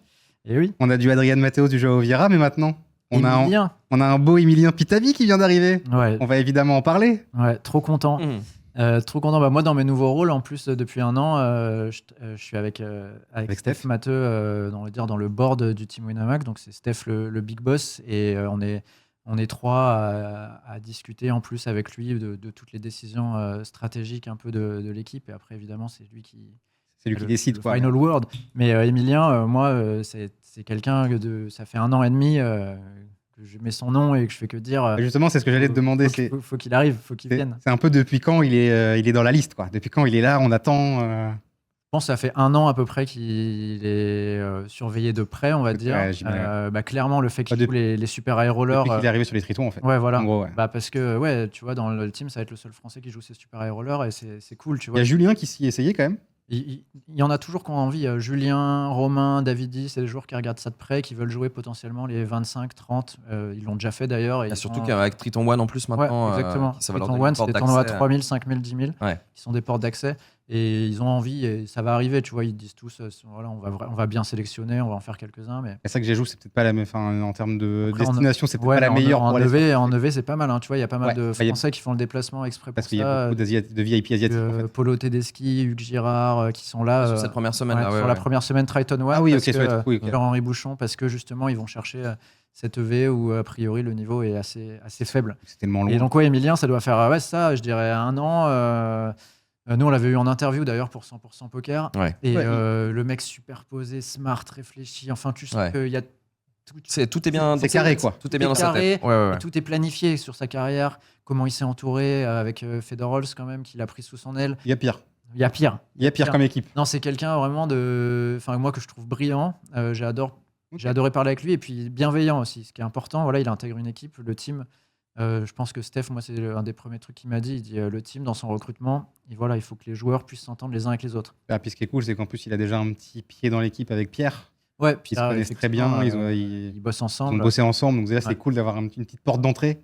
Complètement. Non, mais avec un ancien du team maintenant, quoi. Et alors, moi, il y a justement un point que je suis pressé de voir. C'est par exemple par rapport à Adrian ou Joao, qui eux bossent ensemble tout le temps. Ils bossent beaucoup avec le team, tu vois, où ils ramènent leur expérience des super rollers. Là, il y a un vrai concurrent aussi, un peu des super rollers qui arrivent et avec qui ils vont devoir bosser. Donc, je me suis posé la question, qu'est-ce qui va se passer? Et donc là, il y a un chat WhatsApp, tu vois, du team qui s'appelle le workshop où ils échangent leurs mains. Et donc là, Emilien vient d'arriver, le chat n'a jamais été aussi actif. C'est vrai? Et c'est marrant, et c'est Joao et Emilien du coup qui partagent déjà des tableaux GTO. Là, tu vois, ça, si là, fallait bet 45%, non, quand même, 23%, c'est mieux. Et c'est marrant, et donc tu vois, finalement, le voile est levé au bout de quelques jours seulement parce qu'il y a ce côté. Bruno a quitté le chat.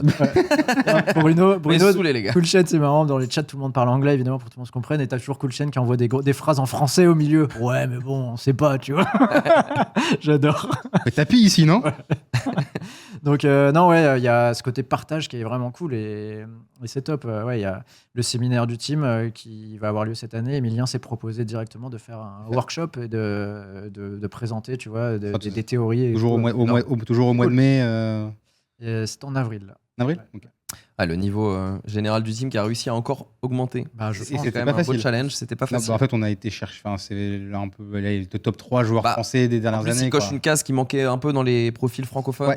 Voilà, super roller. Ce côté hashtag excellence, vraiment plus. Là, évidemment, les autres n'ont pas à rougir, mais c'est sûr que c'est un recrutement. Non, mais au moins, tu couvres tous les circuits comme ça, tu vois. Ça mais partout. Et ça reste une forme de pari d'avoir signé un joueur de son profil parce que maintenant.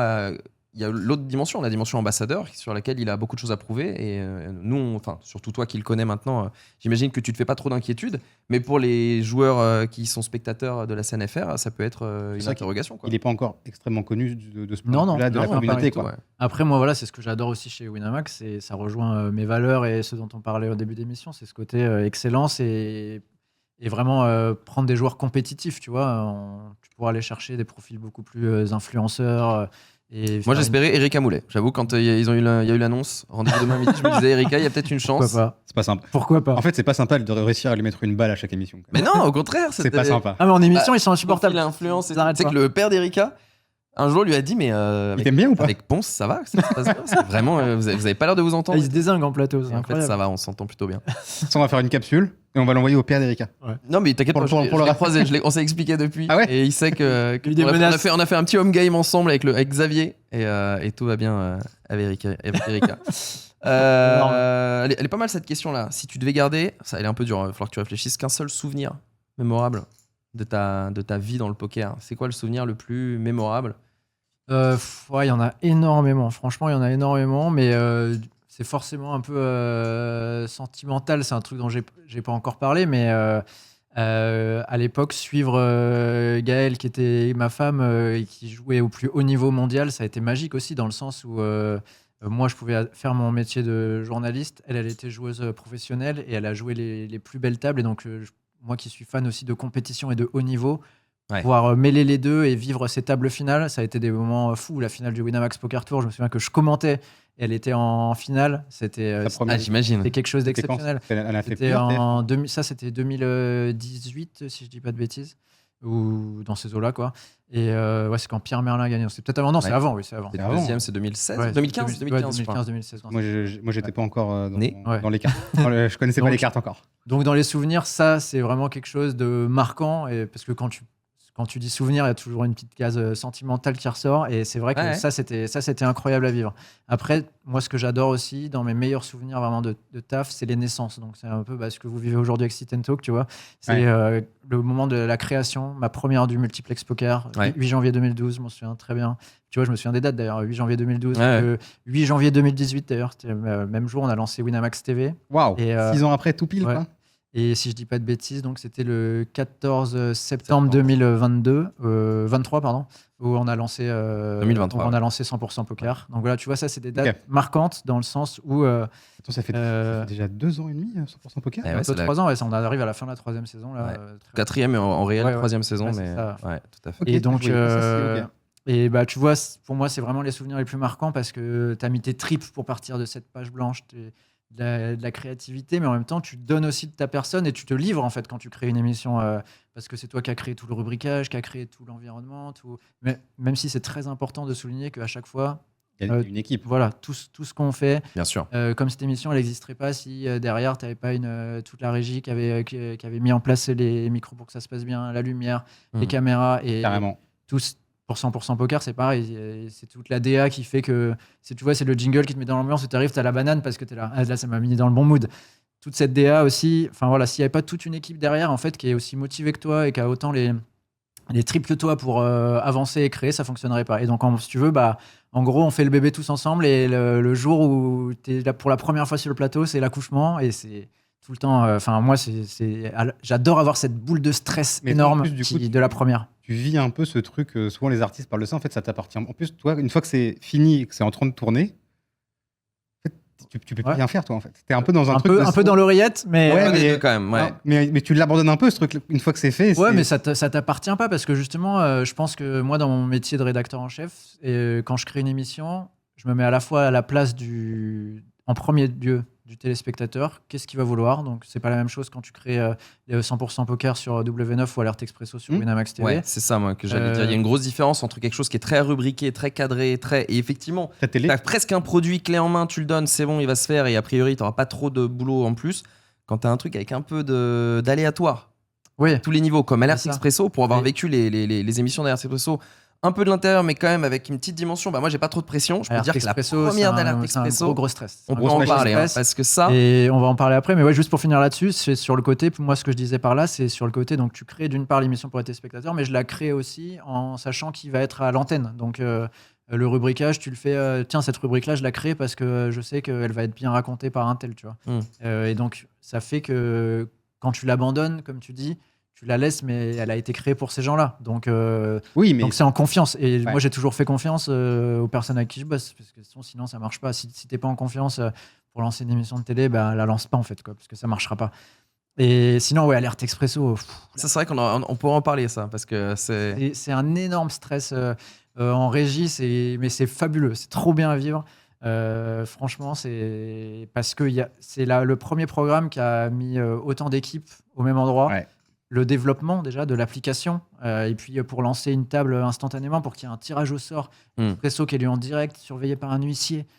Donc aussi, tu es avec un huissier à côté de toi. Enfin, tu vois, c'est con, mais c'est pas rien. La régie qui doit gérer tout l'aspect lumière, ce qu'on n'a pas sur les autres émissions, où c'est plutôt fixe. Là, en permanence, les lumières qui doivent changer, etc. Il y a tout un habillage sonore aussi, donc il y a une personne au son, tous les suivis caméra. Et moi qui dois être avec tous les consultants, présentateurs, commentateurs, ils ont chacun une oreillette.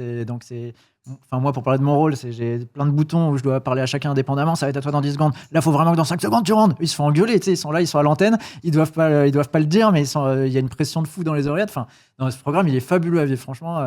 Mais c'est un jeu d'équilibriste. c'est timé, quoi. quoi. C'est du jonglage, quoi. Ouais, c'est du gros jonglage. Et quand il se termine, je peux te dire que t'es content un peu. c'est fini. Toi, t'es là en mode c'est terminé. Non, c'est pas terminé. Il y a le générique. Et là, t'as les 5 dernières secondes du générique. Et là, quand c'est fini, tu sens une espèce de. Mais pareil, gros travail d'équipe. Et moi, ce que j'adore, c'est que quand tu fais toutes ces choses-là, tu penses à rien d'autre. C'est toute ton attention, elle est là et seulement là. Et là, il n'y a pas de j'ai oublié, enfin, j'ai tel problème dans la vie, j'ai mal au genou, j'ai ce que tu veux. Parce que t'es tellement focus, happé et pris de façon que si tu n'y es pas, ça va rater. Donc, c'est top. Bon, et une grosse partie de ta vie professionnelle, c'est aussi les voyages. Comme tu disais, tu voyages 210 jours par an, tu disais. Ouais, c'est ça. Ouais. C'est quand même énormissime pour un jeu de cartes. Donc je sais pas, qu'est-ce que c'est devenu pour toi aussi une drogue, ou est-ce que t'aspires un jour plutôt à te poser? Qu'est-ce que c'est une phase dans ta vie, ou en fait c'est comme ça depuis le début et t'as compris que c'est bon et t'avais besoin de voyager, quoi? En tout cas, dans ma projection actuelle, je m'imagine pas arrêter. Moi, j'adore vraiment être sur le terrain. Et d'ailleurs, ça m'a manqué à un moment. J'y étais beaucoup moins là, pendant 2 ans, puisque je bossais sur d'autres projets où j'avais plus besoin d'être au bureau, etc. Et là, je me suis rendu compte, quand je suis reparti, les 2-3 premiers mois, ça a été une libération dans ma tête, où vraiment j'étais tellement heureux, tellement bien. Moi, j'adore être sur le terrain, j'adore être au contact des joueurs. Alors bien sûr, il y a un équilibre à trouver avec la vie de famille. Moi, je suis papa aussi, tu vois, donc c'est évidemment tout l'équilibre à trouver là, mais moi, je me vois pas ailleurs qu'être sur le terrain. Il y a un petit côté drogue, comme tu dis, où je suis content vraiment de partir. Et au bout d'un moment, hier, je faisais la valise, tu vois, alors que je me suis fait opérer il y a 3 semaines du genou, que j'ai dû voir les docteurs pour qu'ils me donnent le feu vert pour partir, mais j'étais là, non, mais enfin, de toute façon, je vais y aller, quoi. Enfin, tu peux me dire non, je vais y aller, tu vois. et non, il y a ce côté où j'aime vraiment y être, et en fait, je me sens chanceux d'avoir ces accès-là, de pouvoir être au plus près des meilleurs joueurs du monde, de pouvoir les fréquenter, les connaître, d'être dans leur tête, de savoir ce qui se passe. Enfin voilà, vraiment pour moi, je pense vraiment, c'est des énormes champions, et ils m'inspirent et ils m'aident à grandir en tant que personne aussi. Quand je comprends comment ils fonctionnent, comment ils avancent dans la vie et leur façon de réfléchir, ça m'aide personnellement sur plein de choses. Et je me sens vraiment chanceux de les fréquenter, en fait. D'ailleurs, ça doit être un petit monde que tu commences à connaître un peu par cœur. Hein. Maintenant, le circuit, surtout quand tu te déplaces sur les Tritons, j'imagine, le circuit du high roller, tu t'es fait comme ça des amitiés durables, des rencontres qui ont duré au final sur toute ta vie? Ouais, bah oui, il y en a. Enfin, déjà, même dans le team, hein, si tu veux, j'ai envie de te dire, je suis arrivé, quelqu'un comme Davidi, on se fréquente depuis, ça doit faire quasiment 20 ans maintenant qu'on se connaît. J'ai vu ses enfants naître un par un, j'étais à son mariage. Enfin, c'est des amis, tu vois, au-delà du jeu. Moi, tu vois, Gaël, je l'ai rencontré dans le poker, on a eu un enfant ensemble. Enfin, tu vois, c'est pas rien. Moi, toute ma vie, elle a été drivée par le poker, et ça a créé ma vie actuelle. Et Vegas, non? Tu disais que tu avais passé en cumulé 2 ans. Ouais, même plus, je pense maintenant. C'est fou. 2 ans et demi, 3 ans de ma vie passés à Vegas. Moi, c'est ma ville là-bas. Sur place. Je kiffe tellement, mais là, je suis trop pressé. Là, moi, je pars dès le 4 juin, j'y vais à Vegas. Mais je suis trop pressé. Je suis comme un fou. Qu'est-ce qui fait que t'aimes tant Vegas? Est-ce que si tu vas hors WSOP, tu kiffes autant Vegas? Moins. Là, vraiment, ce qui me fait kiffer, c'est parce qu'il va y avoir les championnats du monde. C'est trop bien. Il va y avoir des nouveaux champions, des bracelets, mais ça me fait surkiffer. Je suis comme un dingue à l'idée d'y aller et de tout suivre. Et après, oui, maintenant, c'est devenu ma vie. J'ai plein de potes qui vivent là-bas, des Français, tu vois. Là, je sais qu'il va y avoir la Coupe du Monde en même temps. On va pouvoir suivre la Coupe du Monde ensemble. Enfin, ouais, des potes. À des horaires normaux. Qui font, ouais, des potes qui font d'autres jobs qui n'ont rien à voir avec le poker là-bas, mais juste ça fait trop plaisir de les retrouver. Je sais pas, c'est une ville où je me sens bien, qui me correspond. Il y a du gambling, il y a la fête, il y a cet environnement un peu vacances. Moi, ce que j'adore sur le circuit aussi, c'est que tu retrouves des gens qui viennent en fait pour s'éclater, s'amuser parfois. Tu vois, eux, c'est leur lieu de vacances. Pas toi, que c'est des ton pros, lieu de quoi. travail. Ouais. Ouais, voilà. Et ça, c'est cool, tu vois, de pouvoir fréquenter des personnes pour qui le poker, c'est un loisir. Et donc, Donc c'est ta destination préférée, il n'y a pas de... Moi, Vegas, ouais. Largement. Non, mais Intestable. intestable. Il n'y a rien de mieux. En destination poker. Ouais. Et puis, enfin, oui, non, mais c'est ma destination préférée. Ouais. Bon, je te demanderai pas quelle est la pire. Ça commence par Rose. Ouais, Rosvadov, je pense que c'était le pire. Ouais. Moi, je t'ai prévu un petit regarde. C'est pas une rubrique, c'est juste j'ai prévu 2-3 exemples Y a un jingle de cauchemars. Il n'y aura pas de jingle. Non, mais genre juste des cauchemars et tu me dis si tu reconnais un peu la destination ou si ça t'est déjà arrivé. Genre Vas-y. typiquement l'aéroport. Mais après, toi, t'aimes voyager. Moi, je sais que c'est un peu plus. T'arrives à l'aéroport à 5h du mat, ton avion a 2 heures de retard, tu prends 11 heures de vol, t'as un gamin qui tape dans ton siège derrière, ton voisin hublot. Il se lève toutes les 15 minutes pour pisser. En plus, il a bu 12 bières. Donc, au bout d'un moment, il se met à ronfler. C'est bon, t'atterris, mais pas ta valise. Elle est partie à l'autre bout du monde. Déjà, ce genre de voyage-là, ça t'est déjà arrivé? Ouais, j'en ai fait des pires même. J'ai l'impression que tu Ouais, après, tu les oublies. Là, c'est quoi le dernier truc qui m'est arrivé? C'est mon cauchemar, ça. Moi. C'est pas un drame, mais la dernière fois, j'ai passé je sais plus, 28 heures à l'aéroport d'Istanbul sur un banc. Oui, mais oui. Parce que. C'est long. Ouais, c'est long parce que juste. Mais c'était juste avant Alerte Expresso. Non, c'était pas ça. Non, c'était encore une autre galère, ça. Mais en fait, ça lui arrive tous les 3 mois. Ouais, non, mais c'est ça, j'en ai vécu plein. Mais après, franchement, c'est dur de se plaindre de ça. Tu vois, c'est tellement de chance de voyager, d'aller dans des endroits exceptionnels. Enfin, d'ailleurs, je m'en plains. Je mets peut-être une petite blague sur Insta de temps en temps, mais je me sentirais tellement mal de me Ok, plaindre tu de passes ça. la douane, tu te fais choper au faciès. T'as un mec, il a pas l'air très Ça m'est sympathique, arrivé. il est pas très souriant. Il te met 3 heures parce que c'est la fin de sa journée. Il a envie de les passer avec toi. Puis finalement, en fait, il te dit allez, c'est bon, tu peux y aller. Bonne journée. Ça aussi, Ça m'est arrivé à Vegas. très américain. Ça. Ouais, d'ailleurs, c'était ouf parce que donc, j'arrive et ils me disent bonjour, vous voyagez seul? Et donc, je dis oui, parce que je suis en voyage seul. Vous venez un mois à Vegas et vous êtes seul? Et je dis non, je rejoins ma femme parce qu'elle était déjà sur place. Ils me disent ah, donc vous voyagez pas seul? Et là, il met un coup de tampon juste et je fais j'ai voyagé seul dans l'avion, mais je rejoins quelqu'un. Il me dit rien, il me tend mon passeport, je fais bon, c'est bon. Sauf que là, j'arrive après, il y a un agent qui regarde, il fait ah, vous avez ce tampon, vous allez là. Et là, j'arrive dans une salle. Et alors, mais en plus, c'est incroyable parce que là, il y a vraiment littéralement 100 Mexicains et moi. Donc, tu vois que les tampons abusés à qui ils le mettent en permanence pour faire des fouilles et des questions approfondies. Et là, j'ai passé 3 heures. J'ai passé 3 heures assis, j'arrive, enfin, c'est mon tour pour passer un questionnaire. Il me regarde, il dit mais qu'est-ce que vous faites là, vous? Je fais je sais pas. Il me fait non, mais c'est bon, allez-y. Oh la vache. Donc, l'excès de zèle. Donc, oui, non, vas-y, il y en a peut-être d'autres. Mais... Ouais, je sais pas, tu sors, il fait 40 degrés, il n'y a pas de taxi. Le taxi, il te dit un tarif, mais en fait, une fois que tu arrives, c'est pas le même tarif. Il y a des taxes, il y a des pourboires obligatoires. Et puis en plus, il parle plus anglais. Tu sais pas pourquoi au début, il parle anglais, mais il parle plus anglais. Ouais, ça c'est arrivé à un de mes potes qui, alors lui, en sortant, en fait, on fait une pool party.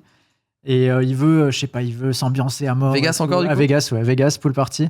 Il veut s'ambiancer à mort, sauf qu'il boit trop, il est 14h, il vomit au milieu de la piste. Donc horrible. Aïe, aïe, aïe. Là, escorté par quelqu'un qui le met dans un taxi, sauf que lui s'endort dans le taxi, et le taxi volontairement avait tourné comme ça dans Vegas En 3 heures. pendant 3 heures. Il lui arrive et lui demande $100 pour une course qui était... Ça va encore. La Ça course aurait pu était à être $10. C'était à $10.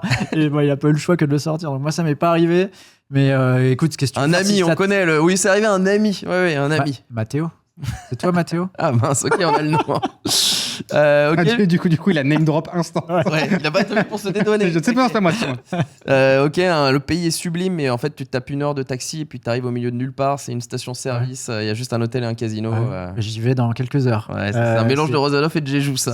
C'est Jeju qui est une île magnifique. C'est surnommé le Hawaï de la Corée du Sud, mais malheureusement, le casino, il est pile au centre de l'île. Et donc, il n'y a rien de Hawaï, quoi. C'est vraiment c'est la foire fouille. T'es coincé pendant 10 jours sur place. Il n'y a absolument rien à faire. Là, en plus, en ce moment, c'est l'hiver. Il fait 5 degrés. Il y a du vent. Il pleut, voire il neige. Ah ouais, ouais. C'est vrai qu'ils étaient francs. Et en septembre, les tritons de septembre, c'est bien, il fait beau. Les tritons, là où je vais de mars, là, c'est la cata. Mais enfin, à nouveau, c'est pas grave, tu vois. Mais non, juste, bien sûr. Mais c'est pas paradisiaque. T'es dans un centre commercial pendant 10 jours. Ouais. Toi, de toute façon, je pense que ton pire cauchemar, c'est fin du tournoi, tu veux aller jeter un œil au resto et là, il n'y a pas de buffet. T'as que des plats en gelée avec des petits pois et de la viande trop cuite. Ça, c'est la terreur pour toi. L'influence buffet, j'aurais dû le faire plus sérieusement. T'as failli, hein. J'aurais dû le faire plus sérieusement. Tu t'es dit, peut-être faire un créneau.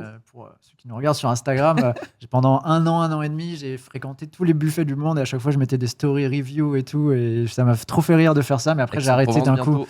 Mais c'est vrai que c'est quand même cool ces buffets. Hein. C'est trop des bons moments. Et celui d'Aix-en-Provence, c'est incroyable pour la finale du Winamax Poker Tour. Ouais. Là, j'espère que tout le monde va y aller au moins une fois parce que celui du Pasino d'Aix, c'est Il est fort. vraiment Il est pas très mal. fort. Ouais. Et ils ont créé le même à Lyon quasiment là. Donc le Pasino, Le Pasino de Lyon Pasino de la Ok. Tour de Salvani à Lyon. Mais peut-être très qu'ils vont- très beau peut-être qu'ils buffet. vont nous pour Paris. Au Club Alors- Partouche, n'hésitez pas à faire un buffet Il y en aura un. si vous voulez qu'on vienne. Alors non, on a fait un reportage là-bas avec Antoine, on allait les voir un peu en avant-première. Ils nous ont dit qu'il y aura un restaurant italien pour commencer, Ouais. pas encore de buffet. Très Faut décevant. absolument Oh, faire un c'est buffet. terrible. C'est une grande Ouais, puis déception. enfin, ça c'est moi c'est ma spéciale, c'est t'arrives dans ton resto, dans ton hôtel, il est 1h du mat, il y a personne à la réception, finalement au bout de 10 minutes, on te donne une clé, tu traverses tout l'hôtel, c'est à l'autre bout, ta clé elle marche pas, tu y retournes, tu rentres, l'ampoule elle est cassée, il y a des cheveux sur ton oreiller mais tu dors et tu te dis en fait le online c'est beaucoup mieux.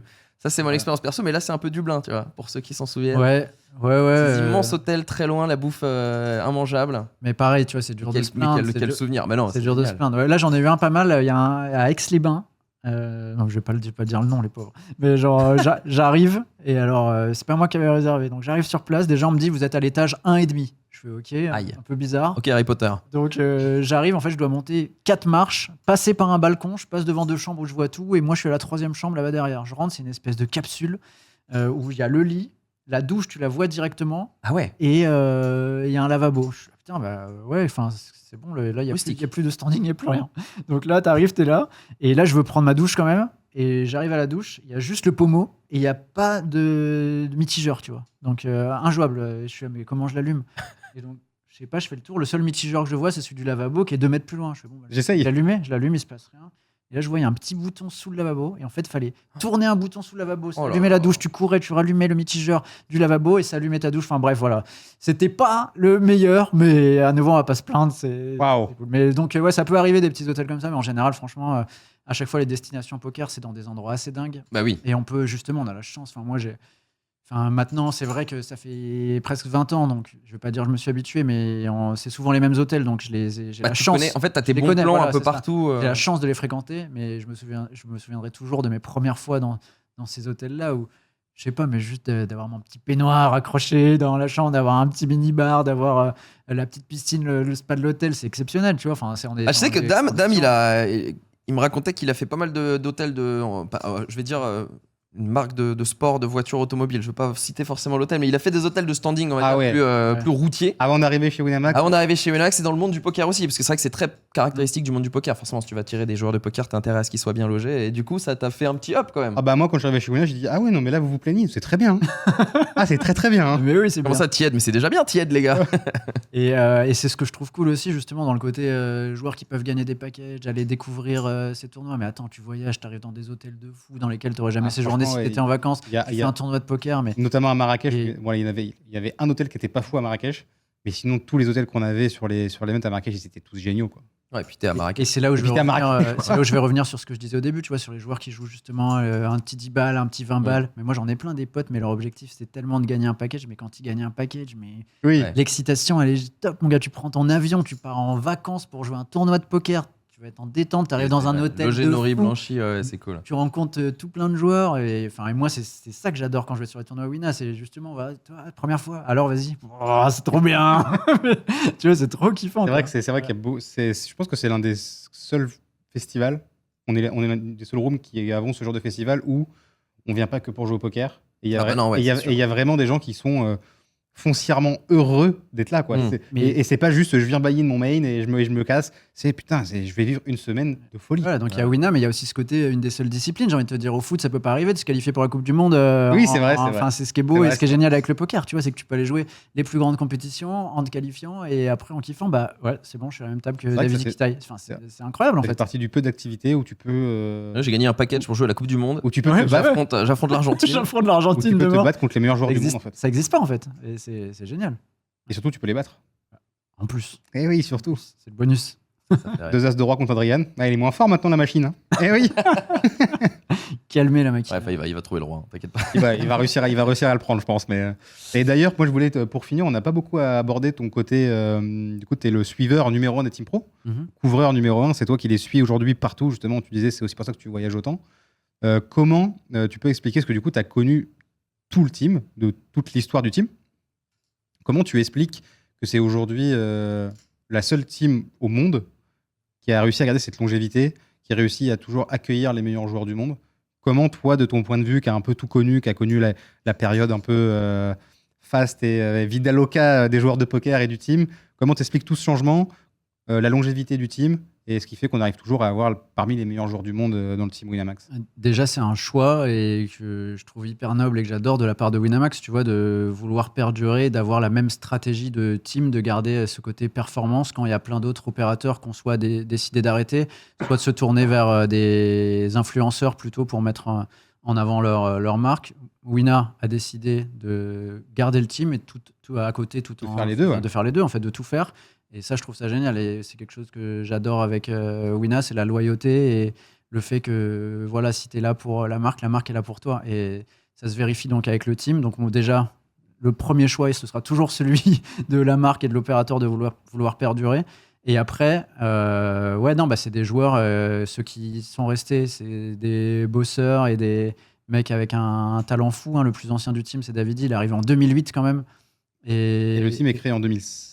Le team est créé en 2007. Ouais. Ouais, donc Le team est créé en 2007. Il est là quasiment. Il arrive après Michel, quoi. Voilà, après Michel, mais il est dans la première vague, quoi. Donc Davidi, tu vois, qui est toujours là. Et puis le fait que ça perdure, c'est vraiment cet état d'esprit de vouloir avoir le team le plus compétitif possible. C'est vraiment ça. Et je pense que Steph Matteux, qui lui est arrivé en 2012, il est vraiment arrivé avec ces valeurs-là. Et je pense que c'était dans son pitch. Ok, moi je viens, mais voilà, si je viens, c'est pour faire l'équipe la plus compétitive possible, la plus encadrée possible et qui va performer. On est là pour ça.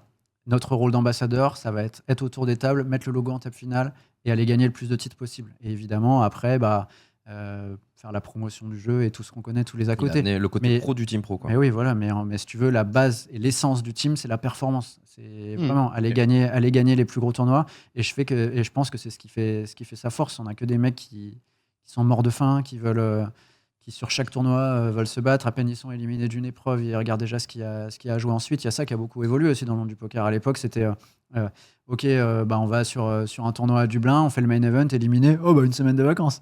Enfin, maintenant, c'est non, il y a toute une grille de tournois, on va la faire en entier, on va aller chercher le plus de titres possible. Et tu vois, je pense vraiment que le recrutement d'Emilien s'inscrit dans ce sens. C'est aller chercher la haute performance, le plus de titres possible et vouloir briller autour des tables, quoi. Et c'est vraiment kiffant à suivre. Ouais, comme je t'ai dit, moi j'adore les voir à table, les voir deep run. Au contraire, j'ai pas envie d'aller me coucher tôt, quoi. Ça me va très bien si Emilien il va nous faire toute l'étape finale à Jeju là, je serai derrière. Et nous on fait de plus en plus de contenu d'ailleurs autour du team. Il y a toujours les reportages, comme je disais avec Benjo, toute son équipe depuis toujours, mais nous on fait aussi pas mal de contenu vidéo. Réseaux sociaux. Là il y a Baptiste qui va venir bosser avec moi. Bonjour Baptiste, pour suivre le team. Il sera pas à Jeju, il sera là à partir de la finale du WPT. Ça y est, c'est officiel, ça. On peut annoncer que du coup t'as un second, quoi.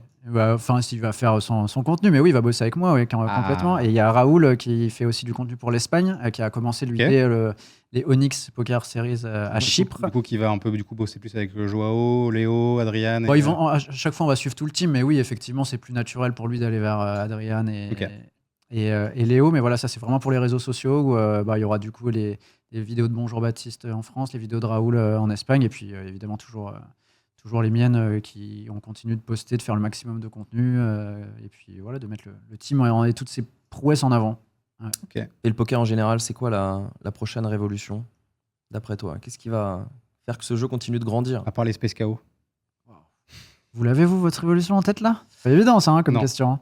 Et si je l'ai, je pense qu'il faut pas que je la dise. Est-ce que par exemple les tritons... va voir les boss en fait. Est-ce que c'est une forme de révolution les tritons, tu vois, ce qu'ils ont amené sur ce qu'ils offrent aux joueurs, mais ce qu'ils offrent aussi aux spectateurs, tu vois, avec le suivi, etc.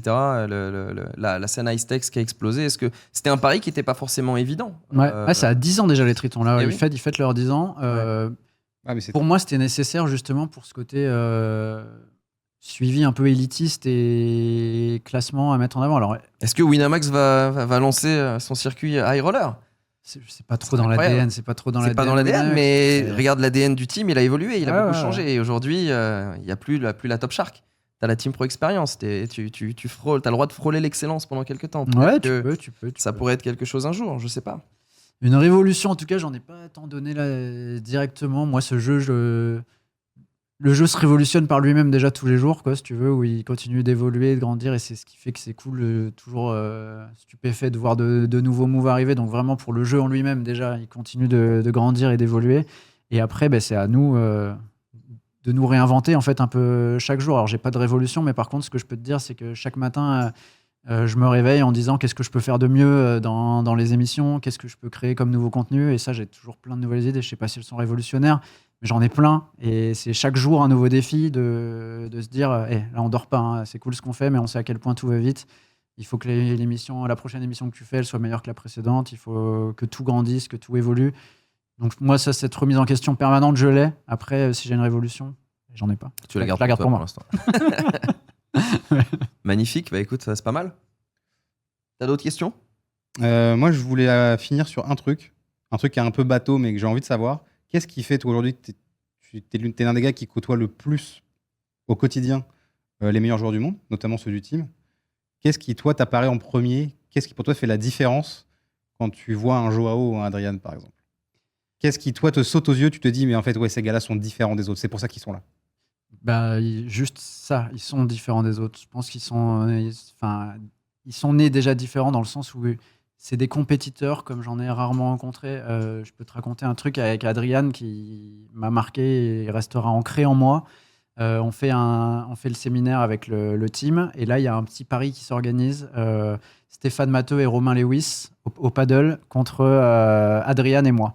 Et ils ont un handicap, ils doivent pas marquer plus de 6 jeux contre nous, sinon on perd le pari. Et donc en gros, c'est un match en 2-7. Enfin, on est censé le gagner nous en 2-7, Adrian et moi contre Stéphane Matteux et Romain Lewis. Et ils doivent pas marquer plus de 6 jeux, sinon on a peur. Sur 2-7. Okay. Sur les 2-7 cumulés. Et il y a un petit billet, quoi. Il y avait 1 000 € en jeu quand même, donc pas rien. Et là, j'arrive sur le terrain. Adrian m'a mis dans un état d'esprit dans lequel je n'ai jamais été de ma vie. Mais c'est même pas par une phrase en particulier que je peux te citer. C'est sa présence, la façon dont il te regarde, la façon dont il te dit vamos, on y va, mais avec un regard perçant. T'as l'impression qu'il va te manger. Non, mais c'est incroyable. J'ai jamais aussi bien joué de ma vie. Mais ça aurait pu faire l'effet inverse. Et non, là, ça l'a pas fait. Je t'assure. Et c'est vraiment la façon dont il m'a regardé, dont il m'a emmené. Et ça m'a marqué parce que c'est vraiment lui qui m'a transcendé. Je vous parlais tout à l'heure du fait d'être focus pendant Alerte Expresso, ne penser à rien d'autre. Mais là, c'était pareil. Le mec te met dans un...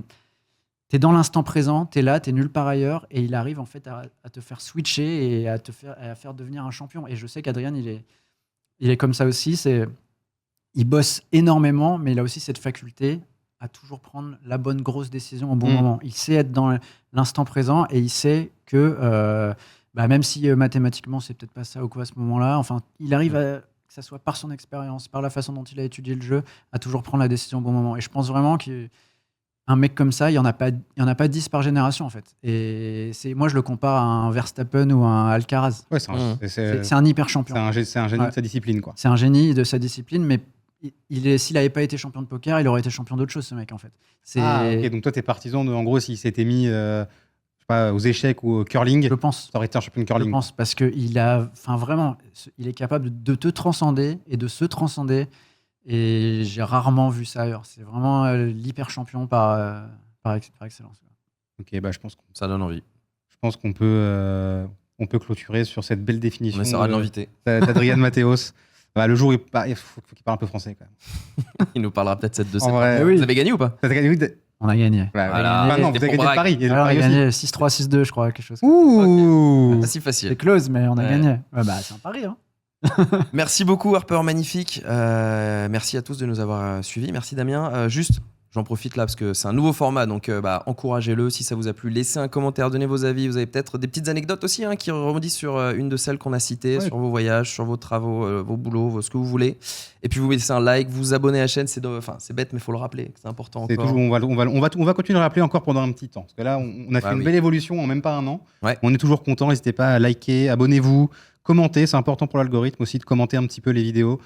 Si c'est positif, c'est mieux. Donnez vos avis. Même si non, ils peuvent donner vos avis. On les supprimera de toute façon. Exactement. Voilà. On les lira. J'allais dire comme. Non. On a tenu jusque-là. Merci, Merci beaucoup, Harper. Beaucoup de choses à retenir. Et puis, on se donne rendez-vous le mois prochain avec. Est-ce que tu veux qu'on. On peut l'annoncer déjà. Hein. Normalement, c'est fait. On peut l'annoncer. Un certain Emilien Pitavi qui sera notre deuxième invité. Donc, j'espère que ça vous donne envie d'écouter la prochaine. On parlait beaucoup d'excellence aujourd'hui. On en aura l'illustration normalement à cette table. Avec Il va Emilien. falloir taffer un petit peu notre poker, je pense, mais ça va être très intéressant aussi. Il peut potentiellement nous mettre un peu plus en PLS. Si on parle de. C'est possible. On va essayer de pas trop C'est parler possible. poker. On va essayer de rester sur le. Non, mais surtout d'en apprendre plus sur lui. Ça, c'est cool. Ouais, ça va être On hyper en a beaucoup intéressant. appris sur Harper et ça fait plaisir. On a quand même tous les deux eu des anecdotes qu'on connaissait pas forcément. Bah, toi, je suis étonné que t'en as encore certaines que tu connaisses pas. Bah, il y en avait longtemps, pas quand mal. même. Je les invente à chaque fois. Rendez-vous le mois prochain et puis rendez-vous très vite sur Unox TV pour les autres. Merci à tous de nous avoir suivis et puis bien sûr merci beaucoup Harper d'avoir quand même essuyé les plâtres pour cette première. Merci C'était à vous, les gars. Sit and Talk et merci à la régie qui a bossé bien sûr pour tout ce joli décor et pour mettre en place Merci et à vous, les gars. donner vie à cette émission. Ciao dame, à tout à l'heure, Bah, tout de suite. à plus tard. Ouais. Bisous Harper, merci beaucoup.